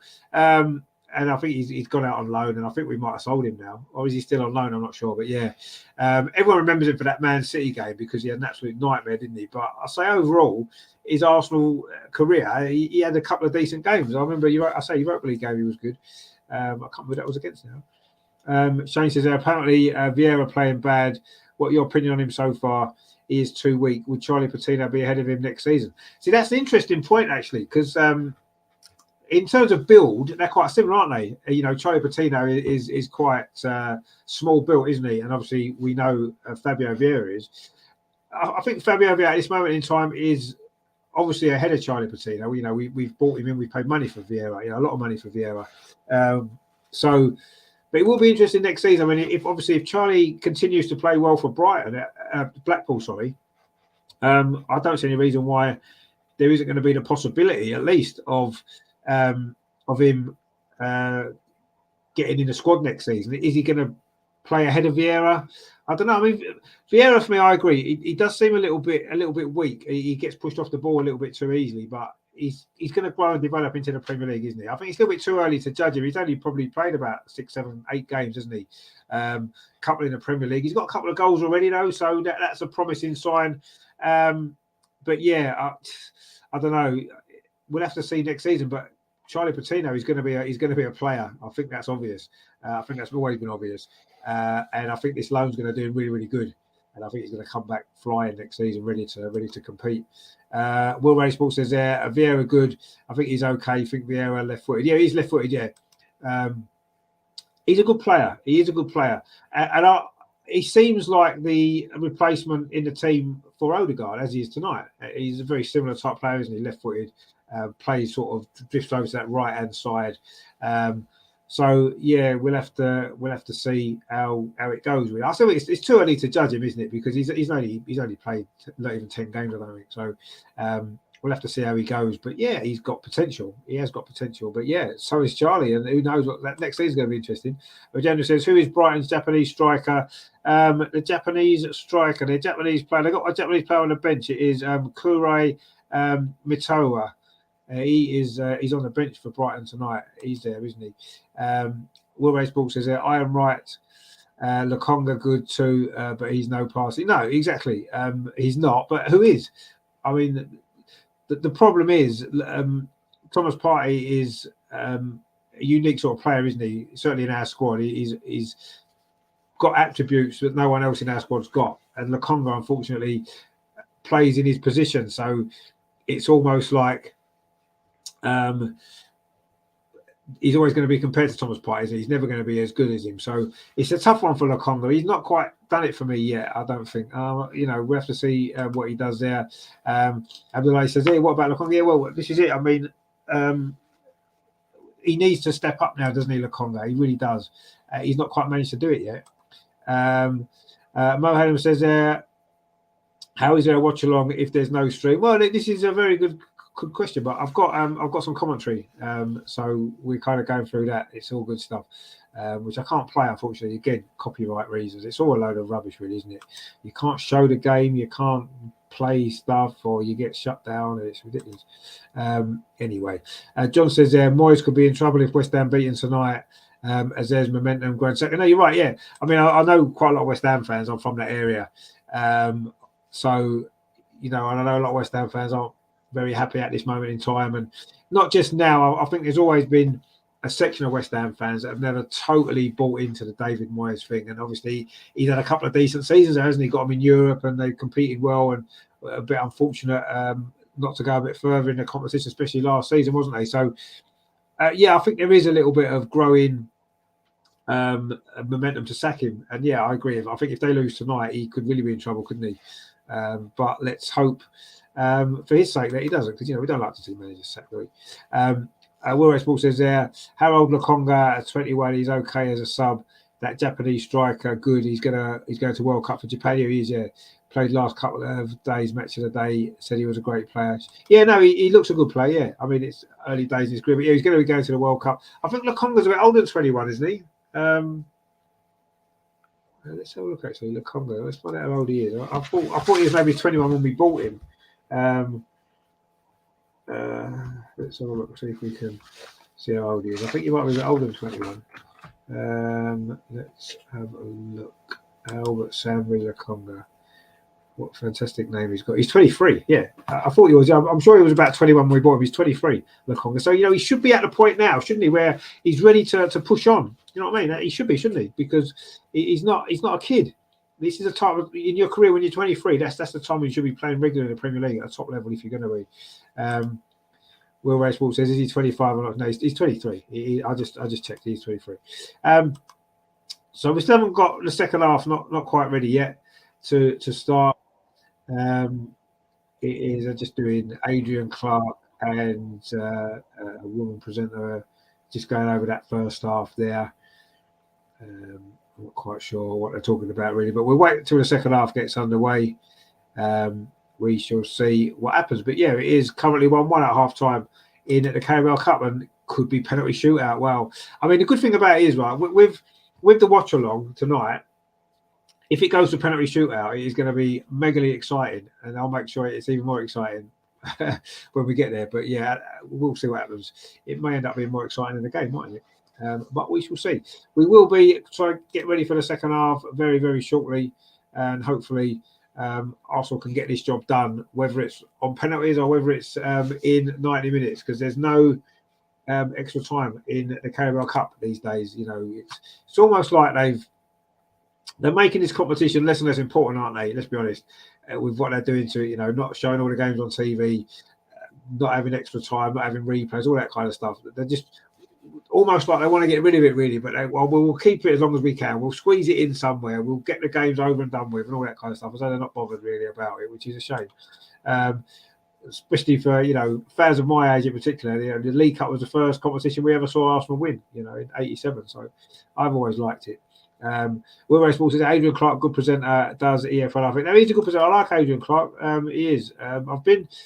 He might be coming on the show actually on the channel. So look out for that. I'm in contact with him to try and get him on to have a chat about everything. So hopefully get him on soon. Will Ray Sports says I hate penalties. You never know what's going to happen.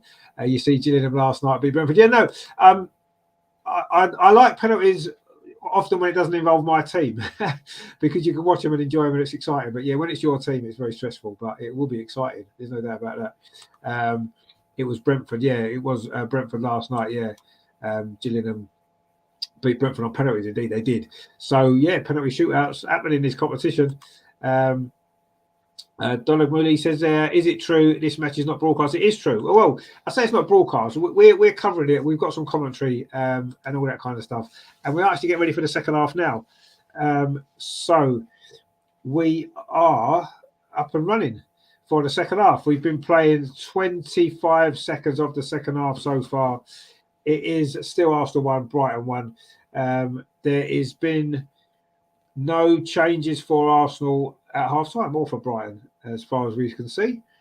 Let me just double check that for you. No, there isn't. There isn't any substitutions at half time, which is good. Arsenal in possession in the final third at the moment. Just keeping possession inside our own half at the moment, as we tend to do. But Brighton have cleared that ball away. It's Cisco Welbeck now coming forward for Brighton on the left-hand side. Lampsey there comes forward, but Carl Hines come out to collect that ball.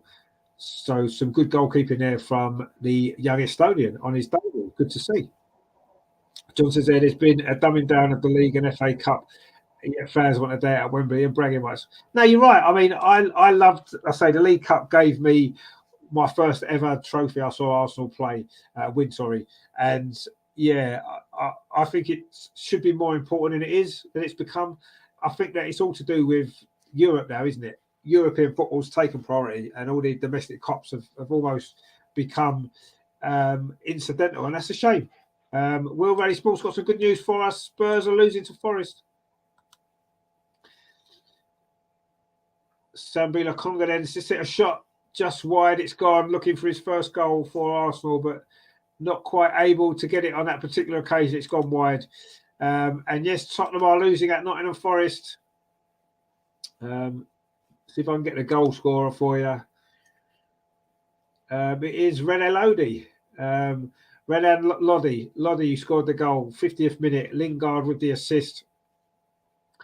Southampton have equalised as well. A Ward-Prowse penalty against Sheffield Wednesday. So Southampton are now level as well. In fact, all the games are level except for Nottingham Forest beating Tottenham. That's the only team that's winning at the moment. Will Rally Sports says, got radio on. Hope you don't mind updates. No, definitely keep the updates coming. I'm trying to do 5 things at once at the minute, so it's hard. John says, always like Welbeck, gives it all when playing. No, he always did. I loved him for Arsenal. I thought he was brilliant. Just injuries, wasn't it, in the end? And John says, woo, Spurs losing. Yeah, we do like to see Spurs losing, don't we? But still early days. It's just very, very early in this second half. It is still Arsenal 1, Brighton 1. There hasn't really been too many opportunities yet at the start of this second half. Brighton had an effort almost there. Tariq Lamptey was almost put through, but Carl Hines, Arsenal's goalkeeper, was out to deny him. Oh, Eddie Nketiah's just hit the post for Arsenal. Good effort there from Eddie Nketiah. Curled away from the goalkeeper steal. Hit the post. Come out and Brighton have cleared it away. Arsenal almost regaining the lead there. Eddie Nketiah almost with the goal. So who is Brighton's Japanese striker? His name is Kuruma Mitoma. That is their Japanese striker, yeah, Mitoma. John says they're good to see Nathan Jones getting the job. Hope he does well. Yeah, hopefully he will do well. Yeah, we'll see. Mark C says Leeds Forest are winning. Yeah, they are. Will Ray's Ball says that Eddie Nketiah always plays well in a cup. He's got a good scoring record in this competition, hasn't he? Because he got 5 goals in it last season, didn't he? That hat trick, if you remember. And he almost got a second there, hit the post, that effort. But Arsenal have now got a corner, which Vieira's going to take. And Lokonga tries a shot there, but it's deflected. Tries another shot. It's deflected again by the Brighton defence. They're defending well, Brighton, actually, in the start of the second half. They're throwing bodies in the way. But Eddie Nketiah was denied by the post. Vijandra says there, Mitoma looks good. Double-footed. Arsenal need to get it from Brighton. Well, Brighton have always had some very good players, haven't they? I like that Moses Ciedo as well. I think he's a very good player, the Ecuadorian. I really like him. He's going to be a good player, still young, so he could be one for Arsenal in the future as well, couldn't he? Who knows? We'll have to wait and see.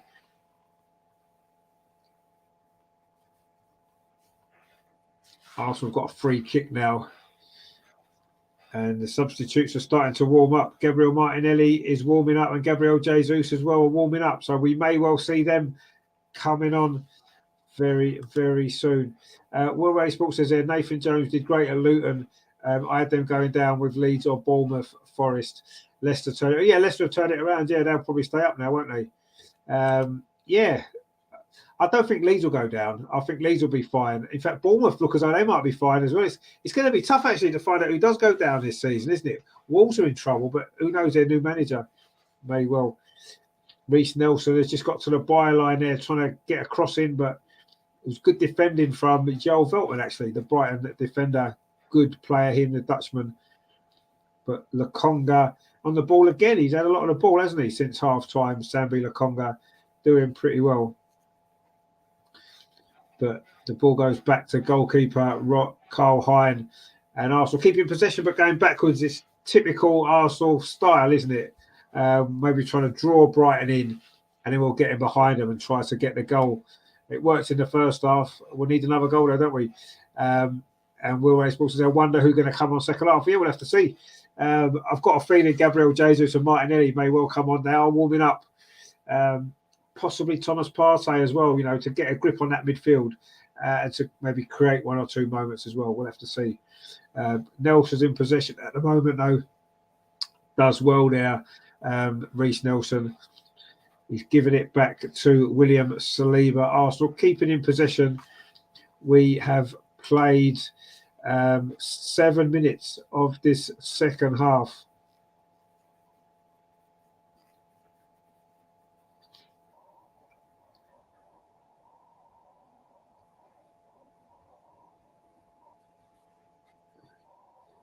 Eddie Nketiah's had a header there. It's been saved by the goalkeeper, Jason Steele. So Eddie Nketiah is looking for his second goal already in the second half.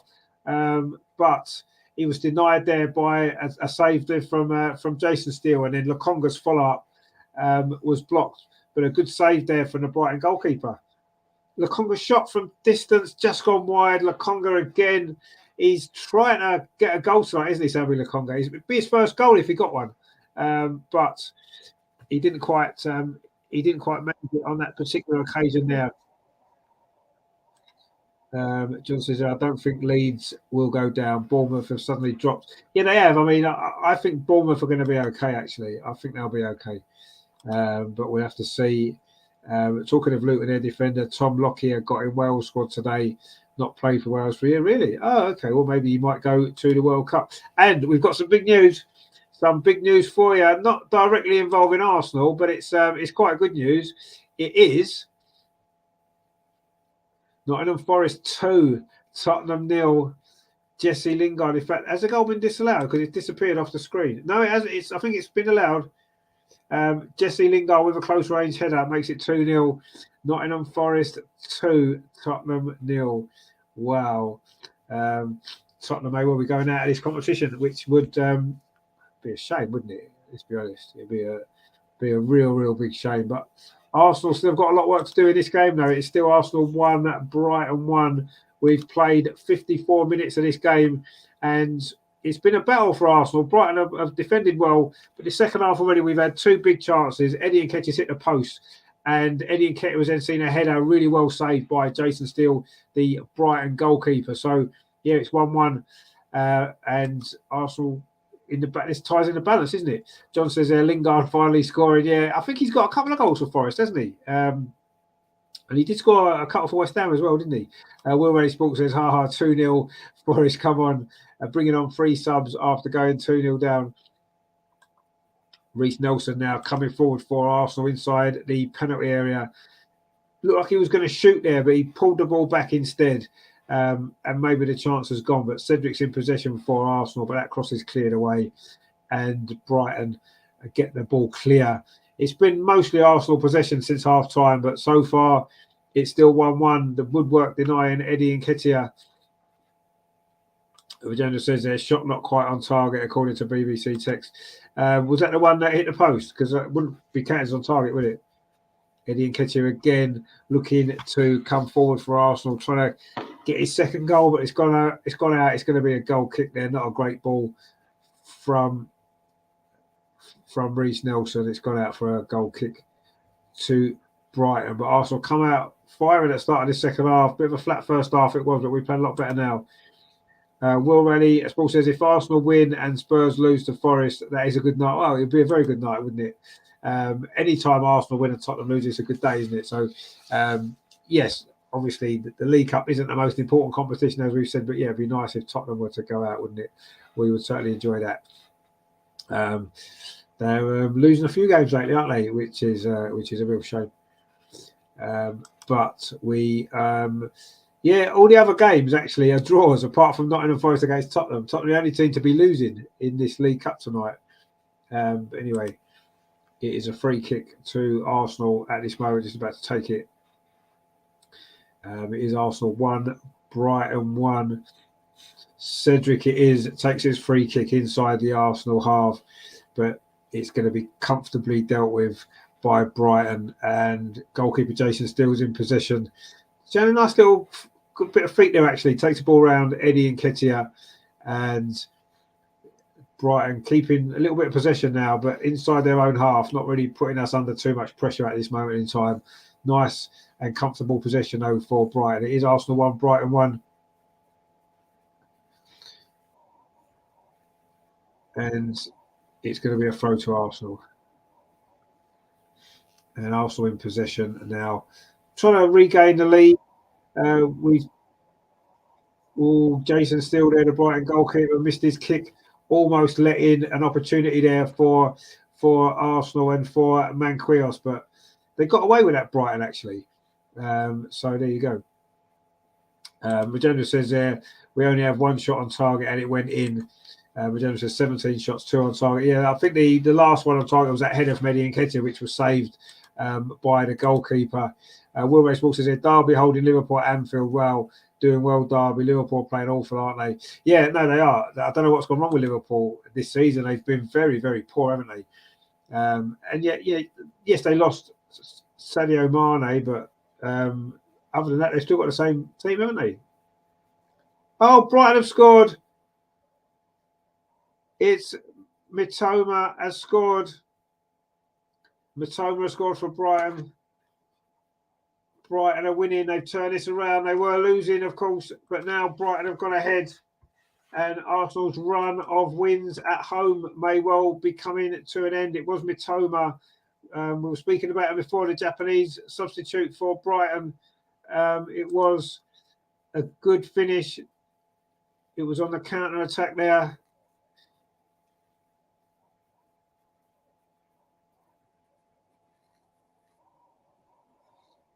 It's Mitoma with the goal there for Brighton, and Arsenal now in danger. He came on at half time, Mitoma, for Solly March. Pascal Gross came on at half time as well, and it is the substitute Mitoma who has scored for Brighton, and Brighton now lead. Could this be another victory for Brighton at Arsenal? They've had a couple in recent years, haven't they? John says there, where is the goalie from Arsenal from? He's an academy player, or is he signed from the club? He's from Estonia. I think he's come through our sort of youth system. I think we did bring him in. And John says, we can't select Spurs. We can't at the moment. RB says we can. Well, yeah, we will. But yeah, obviously we need to win as well, don't we? Wilmer Sports says, no, Mitoma, the Japanese player, needs subs on Jesus, Martinelli, Odegaard. I would do. Yeah, I think that's inevitably going to happen, isn't it? John says the same time for subs to come on. I really don't want to lose tonight. No, we definitely don't want to lose tonight. Wilmer Sports says, come on, Arteta, get first team on. Well, let's not get all of them on. He's resting them for a reason, hasn't he? Because we want to make sure they're ready for Wolves on Saturday. But yeah, now we're losing. Suddenly the pressure's on us a little bit now, isn't it, to get the substitutes on? Yeah, that's not what we really wanted, is it? But Brighton have just made another substitution as well. Webster is coming on for Lewis Dunk, so they may be resting their captain, or has he got an injury potentially? Gabriel Martinelli's coming on though for Arsenal now. We've played and we've just reached the hour mark here. Arsenal 1, Brighton 2. Gabriel Jesus and Gabriel Martinelli, look as though they're both coming on for Arsenal now, which is, Arteta speaking right. We knew this would happen. If things weren't going well, he would bring the first team on. And that's what he's doing. Let's see what happens. John says there, I suppose we can because we're top of the Premier League. Exactly, yeah, we can. Of course we can. Of course we can. Will Ray Sports says there, just free, maybe get a goal back, resting them for Wolves game. Guessing, yeah, exactly, yeah. I mean, the Wolves game is, in the overall scheme of things, more important, isn't it? Let's be honest. But having said that, what we don't want to do is throw away an opportunity of a cup run. Anyway, Will Ray Sports says there, okay, Martinelli on that Lamptey, good, isn't he? Fast right back. Think he sub-used for Brighton. Yeah, he was injured, wasn't he? He had a really, really bad injury, Tariq Lamptey. And he's kind of been working his way back in, and he's been playing a lot more games recently. And he is a very good player. He is a very good player. And I think he's going to have a great career, actually, Tariq Lamptey. He is very, very good. So, Gabriel Martinelli is coming on for Arsenal. Brighton have made 3 substitutions already, actually. So Mitoma's come on, Gross has come on, and Webster's coming on. It's Marquinhos who's coming off for Arsenal now, and Gabriel Martinelli's coming on. So Manquillos got what, just over an hour. It's still not. It's a little bit of. Is it a trust issue with Arteta? Does he not quite trust him enough? Because he's just sort of player that needs time on the pitch, doesn't he? He needs to be playing, and I don't understand quite why he's took him off already. But anyway, Martinelli has now come on for Manquillos, and we've got just under half an hour to play. So let's see whether we can find a way back into this game. Rajendra says that Mitoma looks exactly like the Spurs Korean striker. His football as far. Yeah, I mean, Son, you're talking about earlier. He's quite similar to Son, actually. Yeah, you're right. I think Son's Korean, though, isn't he? South Korean, is he? Not Japanese, but yeah. Oh, you said Korean, yeah. Okay. Oh, yeah, we said about Lamptey. Will Race also, I didn't realise Oxlade-Chamberlain was back from injury. He's playing for Liverpool. Yeah, he's been in the squad recently. Alexis says their game will change now. Let's hope so. And David says they're Arsenal 3-2. Let's hope it will be 3-2 to Arsenal. But let's see. Martinelli is now on for Manquillos. And Gabriel's actually come on, the defender Gabriel for Saliba. So let's hope there's not an injury there for William Saliba ahead of that game on Sunday. Really big game, isn't it? We need to win that one as well. Kevin says there, if Arteta is bringing on the subs, shows he wants to win this cup, in my opinion. Yeah, I mean, he always says, doesn't he, Arteta, he wants to win every single game. And I don't think he cares what competition it is.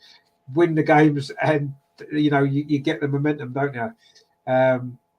So we'll see. David says there, Vamos Arsenal.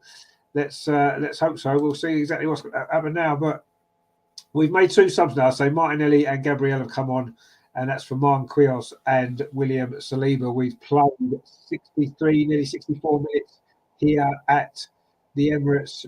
Arsenal 1, Brighton 2. Is our run of wins at the Emirates about to come to an end tonight? We'll have to see. But at this moment in time, it's not looking great, is it? We are losing this game, and we are on the verge of going out of the competition the first attempt for us. It is the 3rd round, but of course it's the first attempt for us. We haven't played in it so far.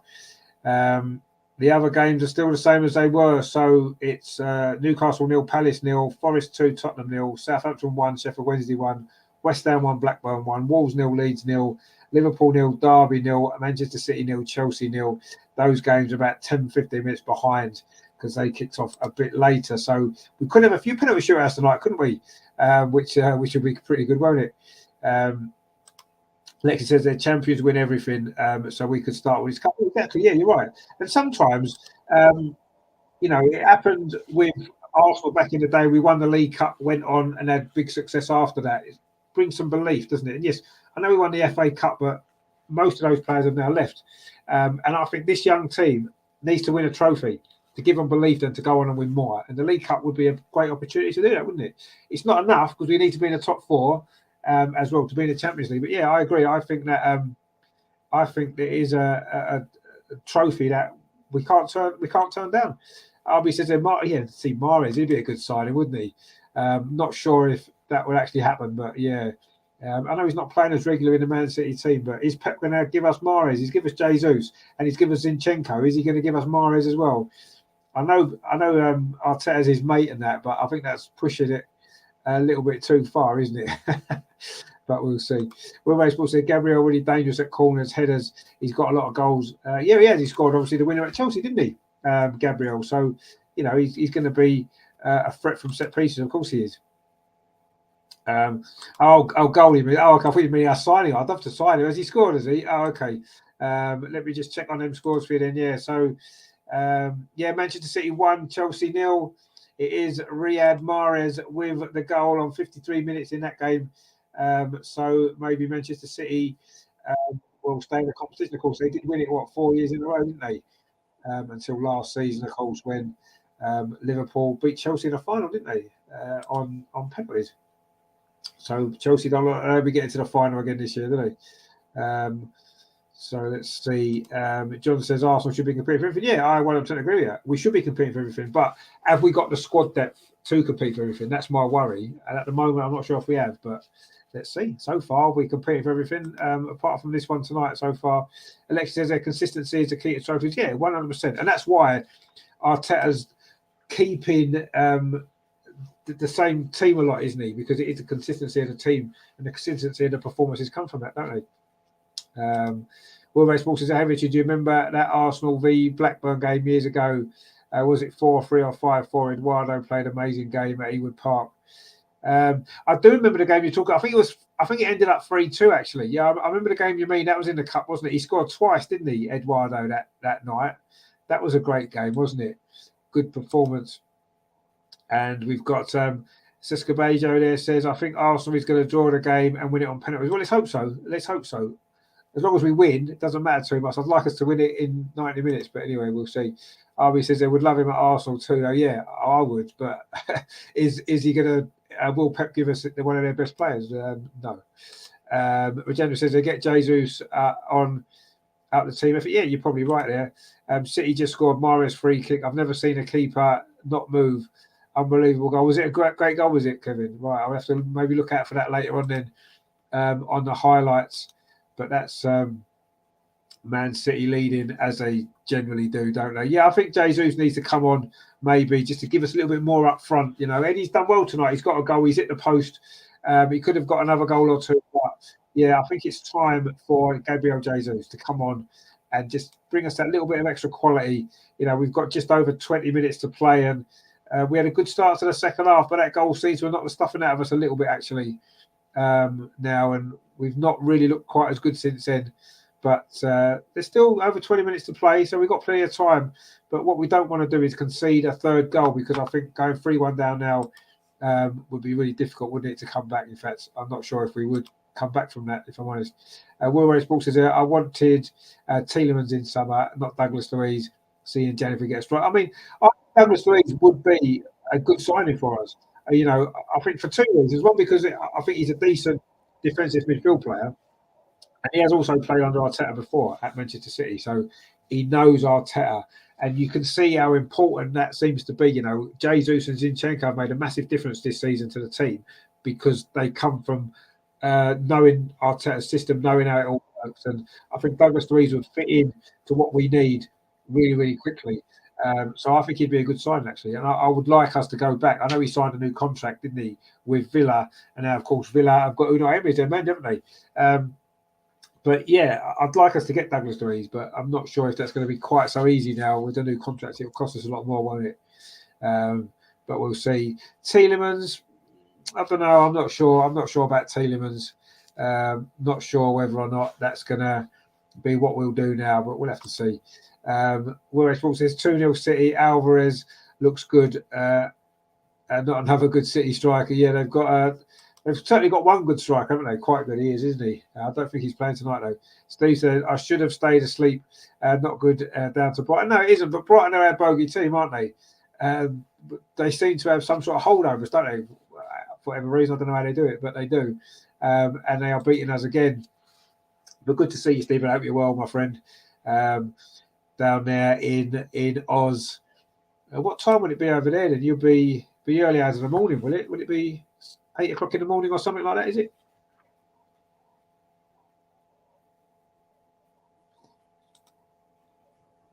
It's 3-1. It is 3-1. Oh dear, disaster for Arsenal.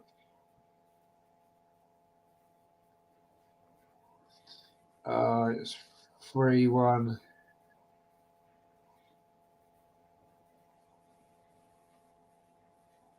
Yeah, it's 3-1 to Brighton. I think it might be Tariq Lamptey who's got the goal. But yeah, it is. Tariq Lamptey has just scored for Brighton. This is not looking good now. I think we may well be on our way out of this competition with 20 minutes to play. It is now Arsenal 1, Brighton 3. Tariq Lamptey with the third goal for Brighton. Jesus is coming on now. It seems a little bit late. You maybe should have come on 5 minutes ago when it was 2-1. But it is 3-1 now, and it looks as though we're crashing out of this competition. We were just sort of saying about Tottenham going. It's looking that way, isn't it? Steve says there 8:16 a.m. in Australia. Well, okay. Good morning, mate. Oh, it's not a good morning at the moment now, is it? I'm sure. Will Ray Sports says there, how long left, Richard? It's Thursday in Oz afternoon, I think. Well, it's morning. It's Thursday morning, isn't it? 8:15 is what Steve says there. Fanta says there they should try not to lose this match. Well, I'm sure they're trying not to lose it. I don't think they want to lose, do they? But it's not looking too good at this minute, is it? Steve says back to sleep. Which, yeah, you might be better off, mate. But you never know. You might miss the fun. We might get it back to 3 or go to penalties and go through, and you miss it, or wouldn't you? But I don't blame you for going back to sleep, mate. I certainly would if it was me. Will Ray Sports says there, what's going on? 2 goals in 20 minutes. Yeah, not great. Regeneration says there, Lamptey, yeah, it was. Will Ray Sports, I think we're out. Yeah. Zinchenko and Jesus coming on. Yeah, it looks like it. Jesus is on now, by the way. Jesus has come on for Vieira and Zinchenko's come on for Tierney. Not quite sure what the Zinchenko-Tierney substitution's about when you're 3-1 down. You know, Tierney needs minutes to play, doesn't he? I'd have carried on playing him and saved Zinchenko for Saturday. But anyway, Will Ray Sports says, you never know in football. Mark C says, barring a miracle. Yeah. Brighton coming forward on a counter-attack. Are they going to get a 4th goal? Welbeck shot there. Welbeck took the shot on himself. It's been deflected behind. It is going to be a corner instead to Brighton. They're looking very dangerous on a counter-attack. Every time we overcommit, put players forward, Brighton win the ball, and then we're looking in under pressure. That was how they got the 3rd goal a few moments ago, and they almost got a 4th goal there. It was a deflected shot there from Danny Welbeck. It's gone out for a corner to Brighton. Kevin says, I hate losing, but it's not our full team, so let's not be too critical. We have other objectives. No, you're right, we do. And, you know, we need perspective, don't we? This isn't the end of the world. If we're going to lose a game, I'd much rather lose tonight than lose on Saturday. And I'd much rather lose tonight than having lost last Sunday at Chelsea. So, yeah, it isn't great. And I'd like to have progressed in this competition, obviously. I think we all would. But there you go. Doesn't look like it's meant to be this season again. Alexis says that Arteta is taking this Brighton team very lightly. As he, yes, I think he was maybe surprised at how strong Brighton went with their team selection. We've played a Europa League team, haven't we? And again, we're bringing on some of the first team players from the bench again, but it may not be enough. It's certainly not looking that way at the moment, is it? RB says there, we're winning Saturday. Hope you're right. I hope you're right. And it's going to be a big test, isn't it? Because Wolves are new manager, we said it's going to be tough. Whereas Paul said there, they better not get for Jesus Brighton on fire at the moment. But never know, they're playing well at the minute, Brighton. You're right. They are looking really good. They scored 3 away at Wolves at the weekend. They've scored 3 away at Arsenal tonight. And there's still, 18 minutes to play. Whereas Paul said it's not a massively important cup. is it try FA Cup this thing? No, it's not a massive important cup. Of course it isn't, but I still want to win as many games as we can. Let's be honest. I don't want to lose any of them. Wilbur Sports says, "Are we away at Wolves or Emirates?" No, we're away. So it's going to be even more tough, isn't it? A new manager, big home crowd, really going to get behind their team. It's going to be a tough game on Saturday. Let's not, if you look at the league table, you think, Wolves second from bottom, we should go there and win. But I don't think it's going to be as straightforward as that. With the new manager, the crowd up for it, it's going to be tough. Playing late on a Saturday night as well. RB says at Molineux. Yeah, it is at Molineux. It's going to be difficult, that one. Really, really is. We're into the last 14 minutes now, and it's kind of getting to the point now where we're kind of thinking to ourselves, you know what, I think that is that. Are we going to be able to find a way back into this game? I'm thinking probably not. Now, it's looking as though there could be a few penalty shootouts, though, because apart from this game where Brighton are winning, the Nottingham Forest game we're beating Tottenham, and Man City are beating Chelsea. All the other games are still level. And we're into the last, just over 10 minutes of most of them games. So we could have some penalty shootouts. We're not going to get one here. Oh, it's certainly not looking that way. Poor shot there from Nketiah. Went straight to the Brighton goalkeeper, Jason Steele. Arsenal looking to get a goal back. If we get a goal back now, there'd still be time, wouldn't there? Will Resball says there, okay, don't think Lopetegui starts till after the World Cup, I think. Is that right? Anyone know? I don't know. I mean, he's been appointed, hasn't he? Is he not actually going to be picking the team ready for this weekend then? I'm not sure. I'm not sure about that, actually. If he isn't, that might be a big, massive bonus for us. But I still think that the club are going to have been lifted by appointing a manager, even if he can't start the job. But we'll see. I mean, I'm not sure about it. If anybody knows, actually, I assume that because I saw he'd been appointed. Let's see what we can find out about that, actually. Because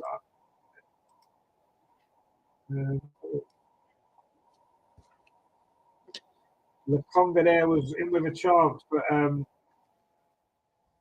he was just tackled there from 20 marks inside the area. Right, let's just have a look at this Wolves manager quickly while we're onto it.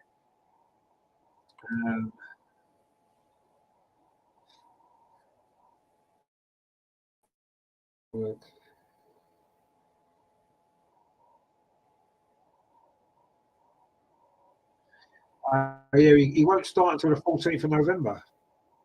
That's when he officially takes charge. He won't actually take charge of the game until after the World Cup. You're right. But yeah, so that's a big help for us, isn't it? So that's useful. Steve says, if Arsenal lose, we are out. Well, yeah, we are out. Yeah, this is it. It's one-off game. We're out of competition.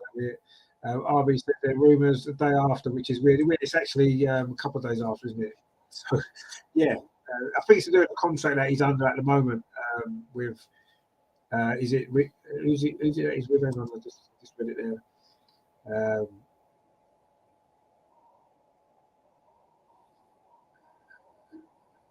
Seville, that's it. Yeah, he was at Seville. So it must be when his contract runs out. So that must be why. Anyway,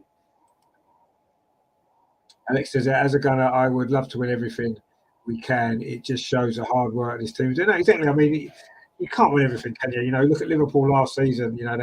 They played every single match possible, reached 3 cup finals, only won 2 on penalty, didn't they? And lost the other 2. So it's tough, and we don't have the squad depth that Liverpool do.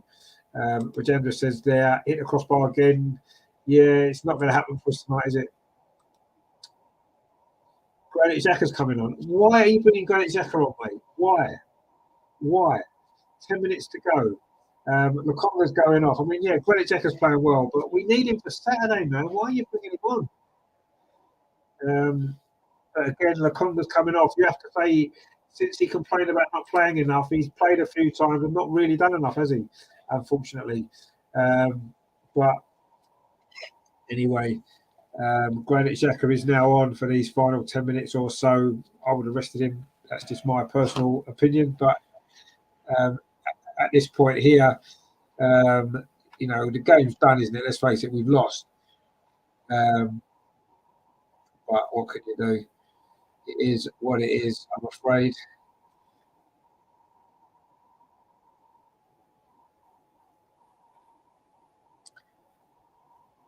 So another substitution for Arsenal. Um, and Brighton have made a couple as well. Zinchenko's couple as well. We said that Zinchenko for Tierney. Esperina's come on for Enciso, and Undav's come on for Sarimento for Brighton as well. We are into the last 9 minutes of normal time. It's looking as though our Carabao Cup run is coming to an end at the first attempt for us, anyway, at least. Akajima said there, let's just focus on the Premier League. We have limited. Yeah, I mean, we have to focus on the next game now, don't we? That's all we can do. And John says, disappointing results. Like, yeah, it is disappointing, but, you know, if we had to lose one of these 3 games this week, this would have been the one, I guess, wouldn't it? But we don't want to lose any of them, obviously. Steve says, why didn't they start with the best 11 if they really want to win? Brighton have it. Oh, yeah, I mean, the problem with that is, let's say you started with a strong team today and 1 or 2 players got injured and couldn't play against Wolves. Everyone would say, oh, why did you play in the League Cup? If you rest them and we get knocked out, why did you play the stronger team? It's a tough one, isn't it? You've got to manage it. And as long as we win on Saturday against Wolves, then I won't really mind this too much. Yes, we want to win. Of course we do. But anyway, you know, let's see. Arsenal looking to get a second goal. If we got one now, who knows? It would set up a Martinelli. Oh, Martinelli's shot's been saved by goalkeeper Jason Steele. He's made a couple of saves in the second half, the Brighton goalkeeper. But anyway, it is what it is. Looks as though we're going to go out. We needed to get a goal in, really, didn't we, to give us time to regroup. There's still time. There's 7.5 minutes still to play here at the Emirates. An opportunity for Arsenal. If we get a goal now, we may stay in this competition. We may be able to find an equaliser, and then it would be straight to penalties. Who knows? It would be a very exciting finish if that was the case, but it doesn't look likely now. That Martinelli chance was the one we needed to take. Well, we've got a free kick, so who knows? If we can get a goal here, anything's possible, isn't it? Anything is possible.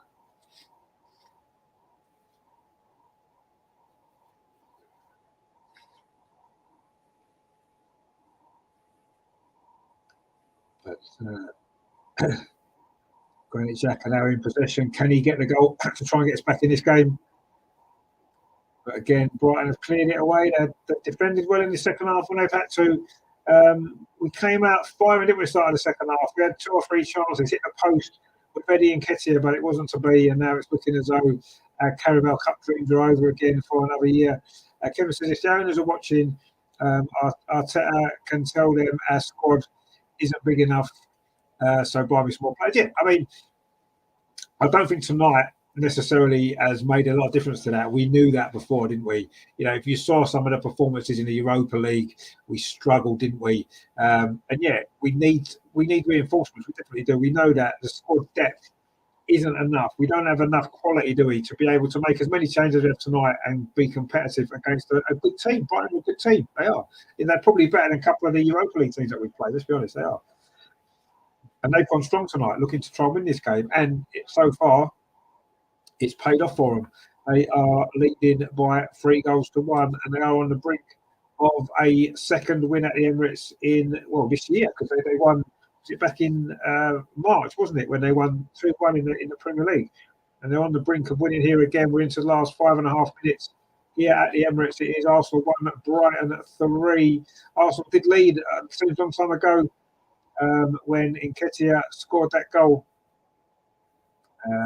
But Danny Welbeck equalised on the penalty spot before half-time, and it's been Matoma and Lamptey have got 2 goals in the second half to put Brighton in control. And it's looking as though it is going to be the end of Arsenal's Carabao Cup run for another season. But anyway, Lawrence says there, not a good result for Arsenal, but Brighton really are battlers. No, they are. They're a very good baller. Sorry, they are a really good team there.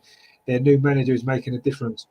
Who I reckon they'll be top 6 this season. Well, I've always admired Brighton, what they've done on such a small budget, the job that Graham Potter did, and he set the foundations for this, didn't he? But they are a very good team, and I agree. I think their new manager is going to be able to take them on to another level. I do. Can they get top six this year? I don't know. There's a lot of competition, isn't there? I mean, who would they be replacing in the top six? I mean, obviously you've got us, Manchester City, Newcastle. They're going to spend in January. They're almost certainly going to finish in the top six, I would say. So that's three there, isn't it? Tottenham currently in the top four. Are they going to finish outside the top six? You don't know. Chelsea, Man United. Who's it going to be? Do you know what I mean? There's a lot of competition, isn't there, for that top six? So, but who knows? They're certainly playing well. They look a very good team. I agree with you. They do, and their new manager does look as though he knows what he's doing, and it's a good manager for the Premier League, isn't it? A good manager coming to the Premier League. But not so good for us tonight, though, is it? Because Brighton are winning, and we're only 3.5 minutes away from the end of this game. So it's not looking as though we are going to progress in this competition. It's going to take a really, really special finish, isn't it, if we do? Let's have a look then. We've got a comment now. We've got Spursy, Mikel Arteta. Rich, do you have Sky? Can't find the stream. No, it's not on Sky. It's not on Sky. Tommy says, all right, how you doing, Tommy? Good to see you, my friend. Hope you are well. Steve says, bring on Wolves. Yeah, that's what we've got to do now. Put this behind us and move on to the weekend. It's not over yet. We've still got time. Can we get a goal? Zinchenko in possession currently for Arsenal, looking for Martinelli. Plays it out to Wolves. Nelson on that far side. Nelson shot, but it's gone wide. Another chance goes begging for Arsenal. You have to say it's not looking good now, is it? Let's be honest, it is not looking good. But never mind. I suppose I said if we're going to lose a game, lose this one. Not that we want to lose any game, but yeah. Anyway, we made 10 changes to the team that played at Chelsea, and we don't have a strong enough squad to do that and expect to be able to get a result against a strong Brighton team, and that's what's happened in the end. We've got a good start. We did lead after 20 minutes with Eddie Nketiah, but unfortunately hasn't quite worked since then for us, really. Tommy says there, we'd be good to get out of this competition. Well, you say that, but after Saturday, we're not playing again until January, well, Boxing Day. So why not have stayed in it? Why not have done that for now? Do you know what I mean? In January, we buy a few players, strengthen the squad. We've got 4 competitions to go for in the new year. Now it's down to 3. And the FA Cup coming up soon. Who knows what that's going to bring? If we know what the draw's going to be. So, I don't know. Casado, yes, please. Lewis, Dunk, Gross, Trossard, and Lamptey, yes, please. Yeah, I mean, Brighton have got very good players. They've got a very good team. I agree with you. They've got several good players. Mitoma as well. We've been talking about him, the Japanese striker. He scored tonight. We've been talking about him earlier on as well. Rajendra says that Arsenal needs shooting practice more one touch. Well, yeah, some of them do. I agree. Steve said players need a rest. Well, they need a rest, but he's not really giving them a rest, does he? Because he's brought them on. I would have rested all of them now. Point is bringing Xhaka on. What was the point in that? I didn't understand that. Bringing Zinchenko on for Tierney. Why do that? Stupid. At that point in the game when we're 3-1 down, it just didn't make any sense, really. We're into the last half, 30 seconds now of normal time. There'll be a bit of stoppage time. Of course, there will. There's been some substitutions and what have you. But yeah, Tommy says, what's the point? Mickey Mouse Cup. We've got bigger things to aim for. Well, we have. But if all those other bigger things that we've got to aim for don't work out as well as we hope, at least this would have been something to fall back on, wouldn't it? But, and we've seen it as well, haven't we? A team wins the League Cup because it's quite early in the season, the final, and that gives you the momentum. Then you've got trophies to feel lifted, and it gives you something to chase more trophies. We've seen it happen before, but it's not going to happen. Obviously now, that's it. Done, isn't it? We're out. Glad to be out of the competition. Arsenal could win. Players don't need rest; they need quality. No, I agree. I don't like being out of this competition, but we'll take it, I suppose. Kevin says, Kroenke has spent money. He doesn't pick which players. Well, no, you're right, and I agree with you. He spent a lot of money. We spent more money than most teams in the last 2 or 3 windows, haven't we? The summer window. But yeah, and Tommy says it's not Jesus. We're up 15 points ahead of 5. It says 5 minutes of stoppage time. It's going to be 5 minutes of stoppage time. Yeah, we're into that now.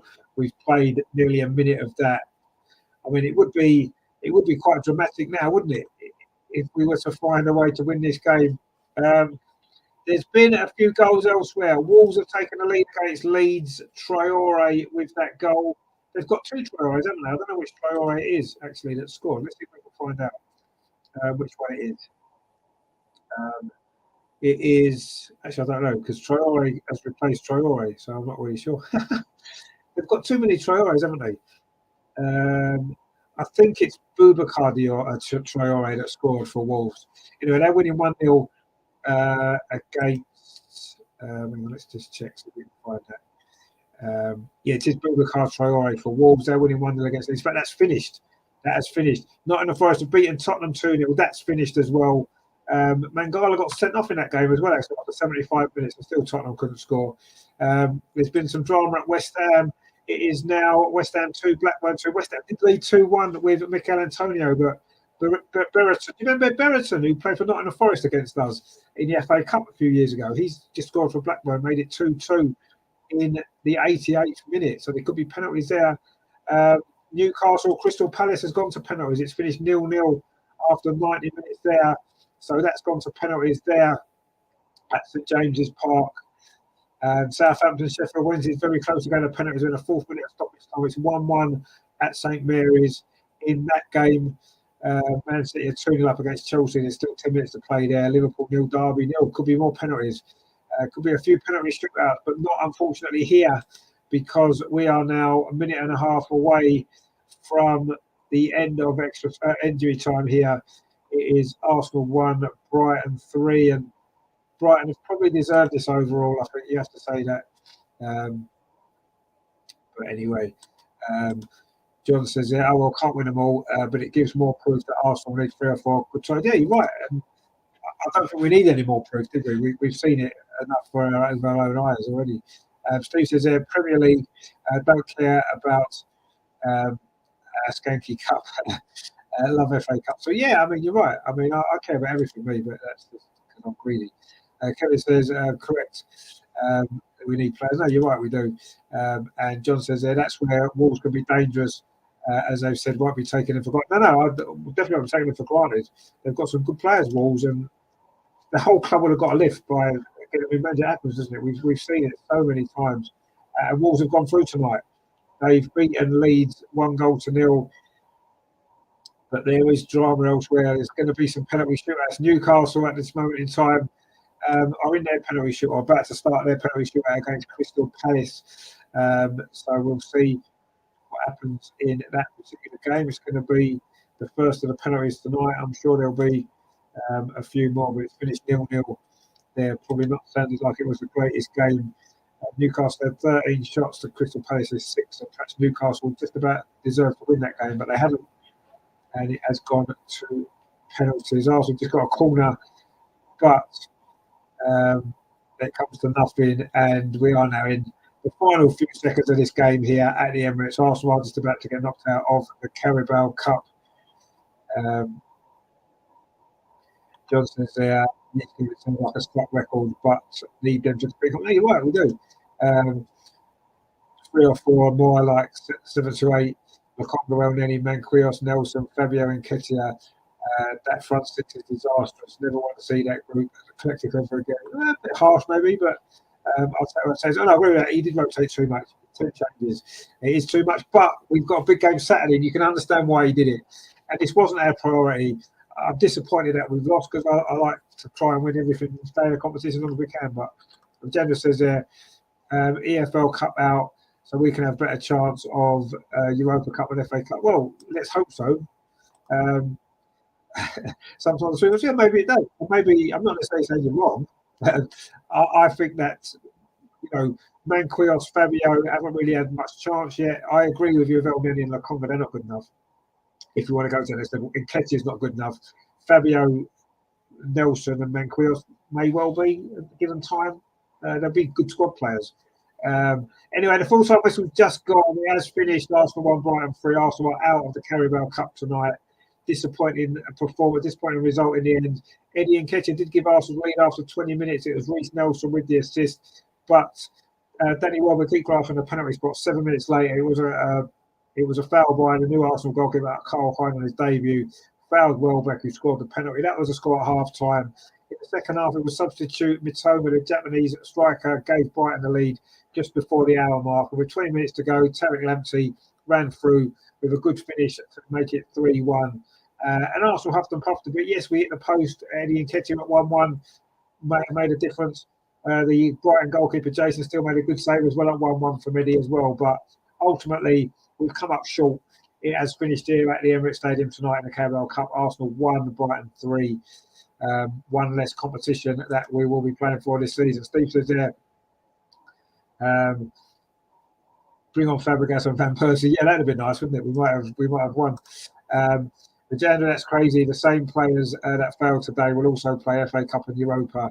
Will fail in the other cups when they face similar or better opposition. Just the facts of the matter. Well, you may be right. You may be right. We'll have to see. But of course, we won't play any more cup games until after the January window. We bring some players in. Who knows? We might be different, mightn't it? But Daniel says, Elneny, Cedric Holding not good enough. Yeah, I think we'll agree with that 100%. And Eddie as well, unfortunately, I think has to come into that category. Steve says, did Brighton make 8 changes from last game? Yeah, I think they did, yeah. Which we made 10. But yeah, you're right. That's no excuse. I agree with you. Kevin says, thank you for the great program. Thank you very much, mate, again for your support. Fantastic. I really appreciate everything that, the support that you give. John says most Premier League clubs don't want to be involved in the Carabao, as can be seen with results last night and tonight. FA Cup was sacrificed last season, believing fourth with points. Yeah, but you see, look at the last few years. Man City have won the League Cup, 4 or 5 times. Liverpool, Chelsea were in the final last year. The big clubs are taking it seriously. They've just got more strength in depth, so they can rest players in the Carabao Cup, still get through and get to the final. Whereas we make too many changes, we can't get through because we come up against a good Premier League team and they beat us. So yeah, it is a problem. It's an issue, and it is something that we will need to address if we want to take ourselves to that next level. We are going to have to address it. There's no doubt about that. And we all know this, and let's hope that the owners know it as well. And I'm sure they do. And I'm sure we will strengthen in the window. So we've got some full-time scores for you and some not quite so full-time scores. The penalty shootout at Newcastle. Oh, Crystal Palace missed their first one. Mihailovic has missed. Chris Wood and Kieran Trippier have both scored for Newcastle, so they are currently 2-0 up on penalties there. Nottingham Forest beat Tottenham 2-0, as we said. It's penalties at Southampton. Southampton 1, Sheffield Wednesday 1. It's penalties at West Ham 2, Blackburn 2. Wolves are beating Leeds 1-0. Leeds, Liverpool against Derby is still 0-0. 3 minutes to go there. Man City are 2-0 up against Chelsea. We might get another penalty shootout, mightn't we? Who knows? But this one at Crystal Palace, have just pulled one back from the penalty spot. Will Hughes has just scored for Crystal Palace. So it's 2-1, but Newcastle have a penalty in hand. And they've just scored. There's Joe Linton has scored 3-1. Newcastle are nearly there, aren't they, on penalties there against Crystal Palace? They are 3-1 ahead. If Palace miss their next one, then that's going to put Newcastle in total control of that one there, won't it? The penalties are in progress at Southampton, so we'll go there as well in a minute. But we'll just finish this one at Newcastle first, because this is the one that we were the first penalties to start. So we might as well stick with this for now. I'm sure it'll be interesting to see who goes through there. John says there sounds like some nice players with Brighton, maybe worth keeping tabs on them for the future. No, you're right. I would buy 2 or 3 of them. And John says there, yes, Richard 100% agree. We've got Spursy Mikel Arteta again. Where does the Arsenal snobbery come from? A cup is better than no cup, not including. No, I agree with you. I wanted to win the League Cup. We've not won it enough. I wanted to go through, but we haven't. And that's unfortunately the way it is. Newcastle. Oh, no, sorry. Palace have got their next penalty. Joel Ward has just scored. So it's 3-2 at Newcastle, but Newcastle have got an extra penalty in hand now. They're still in control there of this penalty shootout. The other penalties just getting underway at Southampton. against Sheffield Wednesday, the first match in charge, of course, for their new manager. A few new managers at the minute in the Premier League, isn't there? It's nearly full time at Anfield. Liverpool 0, Derby 0. We may get another penalty shootout. We'll have to see. Exciting stuff, isn't it? So we haven't got an update yet. Sven Botman's just had his penalty save for Newcastle. Palace are back in this one. They were 3-1 down. It's 3-2, and Palace have got a penalty to come to make that 3-3 on penalty. So maybe we thought Newcastle were going through, but maybe they might not now. They've got a little bit more work to still do on penalties there at St James's Park. We'll come back to that in a minute. We'll see how we're doing here. Regina says we need 4 replacements: a striker, a fast forward, a strong defensive midfielder, and left-footed central. Yeah, I mean, I agree. Left-footed central defender, yes, 100%. A striker, yes, 100%.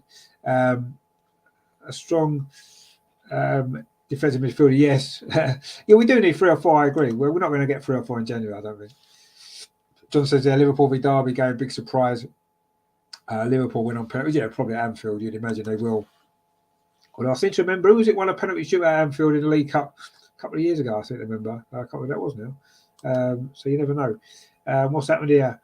All Mateta's penalties being saved as well. It's still 3-2. Bruno Guimaraes, his penalties, he's missed. Wow, it's loads of stuff going on there. It's still 3-2 at Newcastle, and I think it'll be the last penalty for Palace now. Newcastle have missed 2, Palace have missed 2. And it's 3-2 at Newcastle. Palace have got one more chance to stay in it, and they need to score their last penalty. So even if this penalty shootout has perhaps been better than the game, which finished 0-0. But anyway, Newcastle had a chance to win it with Bruno Guimaraes, but he missed. And Palace may get away with it. Can they keep themselves in it? We'll have to see. Obviously, Patrick Vieira. Well, they got to. Was it the? No, it was the FA Cup semi-final they got to last season, wasn't it? I can't remember they did in the League Cup actually last year, Crystal Palace. But anyway, if they don't score their last penalty, they will be going out of the competition tonight. But we'll see what happens there. It's been an exciting penalty shootout anyway, isn't it? Drama, misses, and Newcastle on the brink of going through, but we shall see. Let's have a look then. Spursy Mikel Arteta says Tottenham are still losing, need some solace. Yeah, exactly. Yeah, we'll always enjoy that, won't we? John says Jandra, correct. Will we cough up the money and they'll get the investment back if Arsenal qualify for Champions League? I mean, to be honest with you, I think we've got the squad to get in the top 4 with the position that we're in, with the points that we've got in hand. Have we got the squad to challenge the Europa League and the FA Cup as well? Probably not. I think the top 4 we should be okay with. But yeah, I'd like us to improve. Regenda says Matoma is a good fast forward, 2-footed. So balance be better than Song. Yeah, well, maybe. He looks a good player. Regenda plus a right back, an orthodox right back, matching Tierney and 3 central midfielders and James Madison. You don't want much. You don't want much, do you? I mean, we could do with all of them players. I'm not necessarily saying we can't, but I'll be surprised if we do. So Eboué's missed, and does that mean Newcastle have won? It's been saved. I think Newcastle have won this 3-2 on penalties actually, because Crystal Palace have just missed their latest one. There's been 1, 2, 3, 4. The last 4 penalties were all missed. Wow. And I think Newcastle won 3-2 on penalties. We'll just have to confirm that. I've lost track a little bit. They must have done, because that's what? How many penalties is that? That's 1, 2, 3, 4, 5. Yeah. So Newcastle have gone through. They've won 3-2 on penalties. Newcastle. The last 4 penalties in that shootout were all missed. Wow, exciting stuff. But Newcastle have gone through on penalties. Southampton are currently on penalties as well against Sheffield Wednesday. Let's see if we can see how that's going. It is 3-3 on penalties there. Marvin Johnson's just scored. Diallo had earlier scored for Southampton. Barry Bannon scored for Sheffield Wednesday. Elianusi scored for Southampton, and Michael Smith and James Ward-Prowse have scored. So all their penalties have gone in that game, and it is currently 3-3 there. Southampton, Sheffield Wednesday. West Ham are in progress with their penalties as well. Let's have a look and see how they're getting on. It is, it's 5-5 there. 5-5 on penalties in that one. West Ham had to score. Lanzini it was, converted their 5th penalty to make it 5-5 there. Let's just go back to Southampton. Ainsley Maitland-Niles has just scored his penalty. I bet it was a little cool one like he did for us a couple of times. I bet he just kind of rolled it in the corner. Ainsley Maitland-Niles has put Southampton 4-3 up on penalties there, so they might well go through in that one. And John says, excellent coverage of Arsenal game and added bonus of other games. No, thanks, mate. I'm glad. Good to see you again. I'm glad you've enjoyed it. I'm not back tomorrow. Steve and Adam are back tomorrow with the extra social show, which is really good as well. So please join them for that 8 o'clock. We'll stay with us for the end of these penalties because they're quite good, aren't they? Will Volks has just scored for Sheffield Wednesday against Southampton. That's 4-4. So that one's going to the end as well there, isn't it? Let's have a look at West Ham. It was 5-5 before. It's 6-5 to Blackburn. Ed Hunn's just scored. Obviously, West Ham, we're in sudden death now. West Ham have got the next penalty. They have to score. West Ham, well, they'll be going out to Blackburn.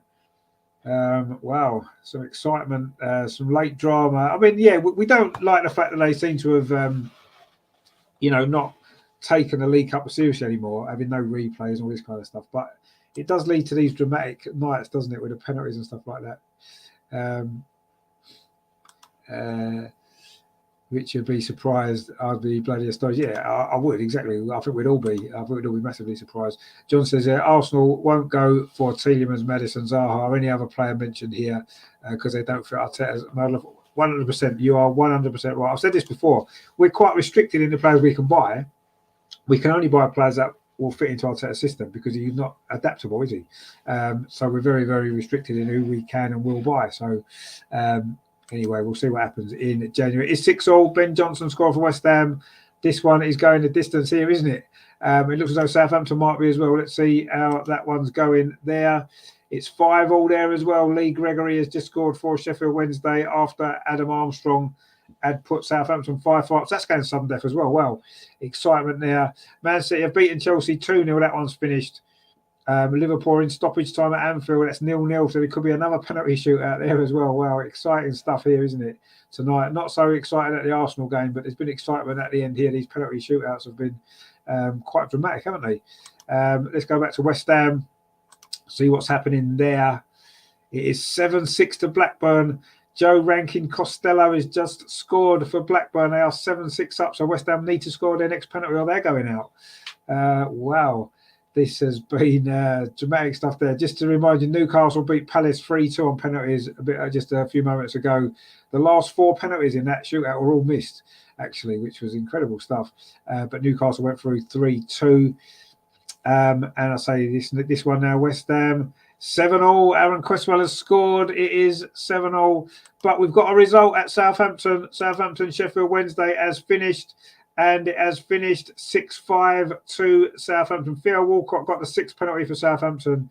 And it was Dominic Iorfa who had his penalty saved. And Southampton have gone through 6-5 the first game for their new manager, of course. They've gone through. Wow, 6-5 on penalties. A dramatic night there at St Mary's. And the only 2 results we haven't got yet is West Ham, who are still playing this penalty shootout against Blackburn. It is 8-7 to Blackburn. Hayden Carter has just scored for Blackburn. So again, West Ham have to score to stay in it. And it's full time at Anfield. Liverpool 0, Derby 0. That will also be going to penalties for you very, very shortly. Wow, dramatic stuff here in the Carabao Cup tonight, isn't there? Elsewhere in the country, not obviously so much for us. Spurs and Mikel Arteta says, what is the Arsenal model? Well, we've sort of seen it, aren't we? Surely the model should be winning, doing whatever you need to. No, I agree with it. It should be, but that's not the way Arteta wants to do it, is it? Rajendra says, we can be modelled to fit the system. No, the system needs to be adaptable in football. You can't be too rigid with your system, I don't think. John says, I'll spread the word about your channel as you and the other contributors you have. Excellent down to Arsenal. Well, thanks, John. I mean, I really, really appreciate that. You know, I'm really glad that you found us and that you enjoy what we do. And, you know, really appreciate you spreading the word as well. You know, it'd be great to get more people involved. I think we've got a good little community here, not only with the guys on the show, the presenters and stuff, but you guys in the chat as well. It's a great little community that we've got, you know, regular people that are here on every single show. And it's great. And I'm glad that you're all enjoying it. John says to Rajanda, no, he won't. I'm like you. I like him, but I can't see it. Yeah, exactly. John says Terry Waite won't be happy with results. Like, no, none of us are happy with it, but you know, it is what it is. I will just go back to the penalty. It's 9-9 at West Ham. It is 9-9. Wow. Flynn Downs scored for West Ham. George Hurst scored for Blackburn, and now Agward has scored for West Ham. It's 9-9 there. Incredible stuff. This penalty shootout might go on all night. It's West Ham 9, Blackburn Rovers 9 on penalties at this moment in time, and they are still playing on. Wow, what fun and games that's been. It was a 2-2 draw as well, so it was a good game by the sound of it, and the penalties have been even better. Southampton beat Sheffield Wednesday 6-5 on penalties as well earlier. So, and Liverpool against Derby has gone to penalties as well. That hasn't quite started yet. That game did kick off a bit later, of course. 10-9 to Blackburn. Jake Garrett has just scored. There's been no misses in this penalty shootout. Incredibly, everybody scored. It's just been it's been an amazing penalty shootout. Everybody has scored, and it is 10-9 to Blackburn, and West Ham now have to score again. All the players would have took one now, wouldn't they? It's just be the goalkeepers left in a minute. If I'm assuming none of the goalkeepers have taken one. Anyway, West Ham are going next. It's 9-10 down against Blackburn. What a penalty shootout this has been. The Newcastle one everybody missed, and this one everybody scored. Incredible stuff. Can West Ham stay in the Carabao Cup? We shall see very shortly. John says there it is. Yeah, indeed. Blackburn doing well in EFL. No, they are doing well. Yeah, they're having a good season, aren't they? They may well get promoted this year, and they may well be about to beat West Ham as well on penalties here. Can West Ham score their 10th penalty? It's gone on all night, this penalty shootout, hasn't it, at West Ham? Let's see what happens here. Will it go to 10-all? Not often you see that in a penalty shoot, is it? A 10-all penalty shootout. Wow, it's been exciting stuff there, hasn't it, at West Ham? No, it's been missed. It's been missed. Blackburn have won 10-9 on penalties. Wow. Amazing stuff at the City of London Stadium now. West Ham have lost 10-9 on penalties to Blackburn Rovers. Wow. Amazing. So that's that one. I haven't quite got the information of who missed that last penalty for West Ham, actually. Let's see if I can find it for you. No, I haven't managed to find it yet. I don't know who missed the crucial penalty at the end. It hasn't come up yet. But Blackburn have won. Blackburn have won 10-9 on penalties there. We'll go to Liverpool then. Let's have a look. This is the final one. We might as well see it through to the end, mightn't we? We've done so much so far.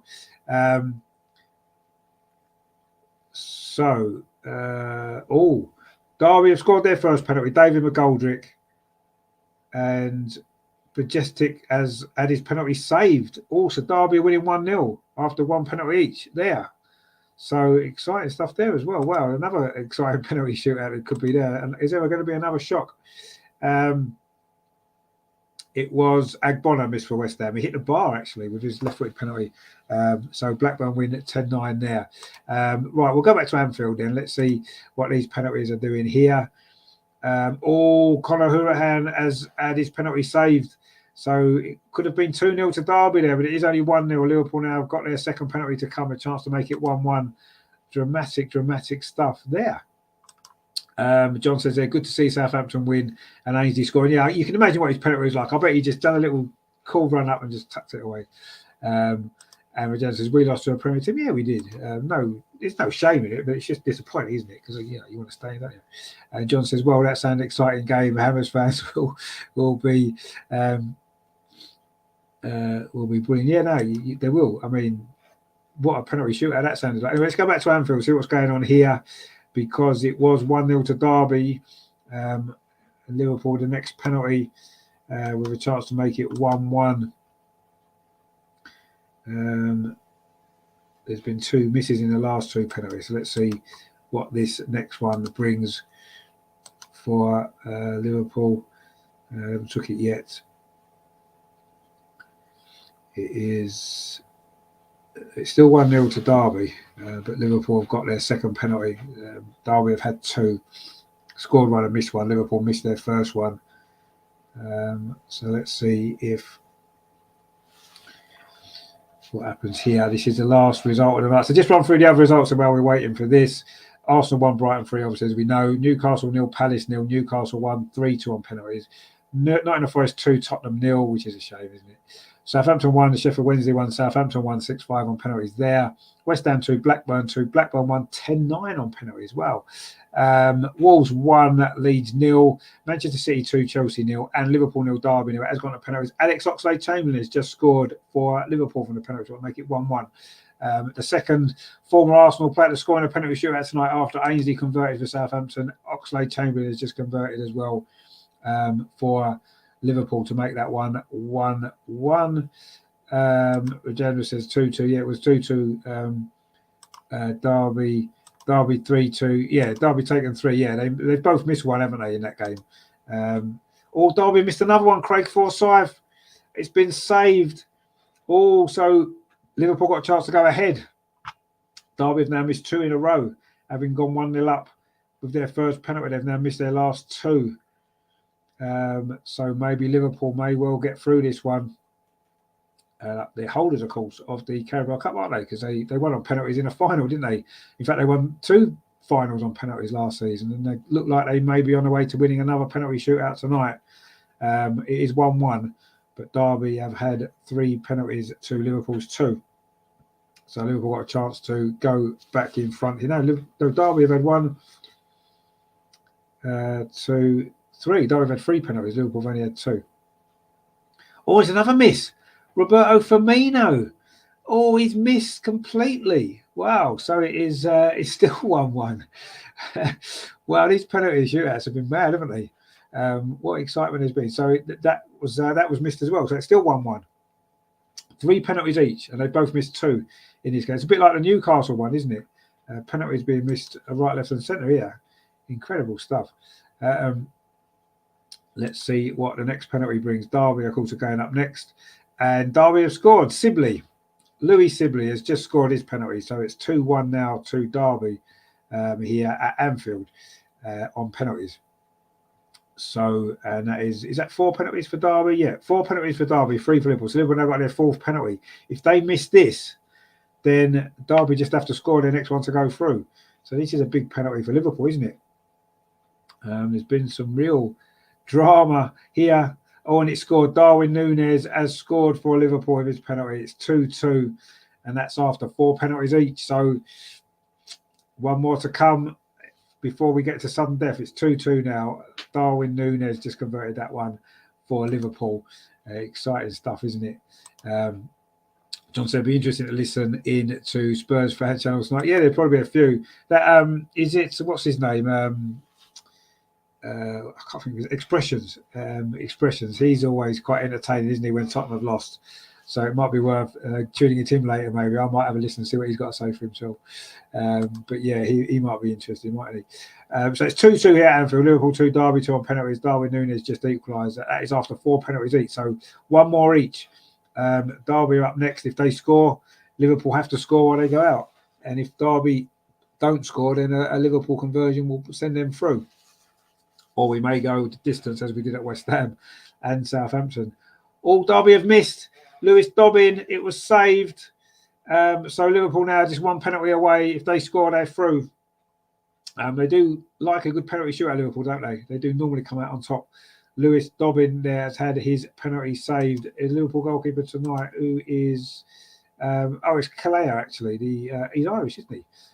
He's just saved that penalty again. So he saved 2. No, he saved 3. And Liverpool now have a chance to go through with their 5th penalty. If they score, they will be into the 4th round, isn't it? Yeah, the 4th round, which won't be coming up until obviously after Christmas in the New Year and everything else. So Liverpool on the verge of going through on penalties as well. Let's see whether or not they can go through and join the Manchester City, Wolves, Brighton, Newcastle, Nottingham Forest, and Southampton, and of course the teams from last night as well. Harvey Elliott's just scored. So I believe that means Liverpool have won 3-2 on penalties, because I think that's all 5, isn't it? Because Derby have missed 2, scored 2. No, or is it still 1 more left for Derby? I've lost count now. Anyway, Liverpool have just scored, so they are 3-2 up on penalties. Is that not it? Is that not all the penalties taken? Because Derby scored, Derby missed, Derby missed, Derby missed, and Derby missed. Yeah, I think that's it. I think Liverpool won 3-2.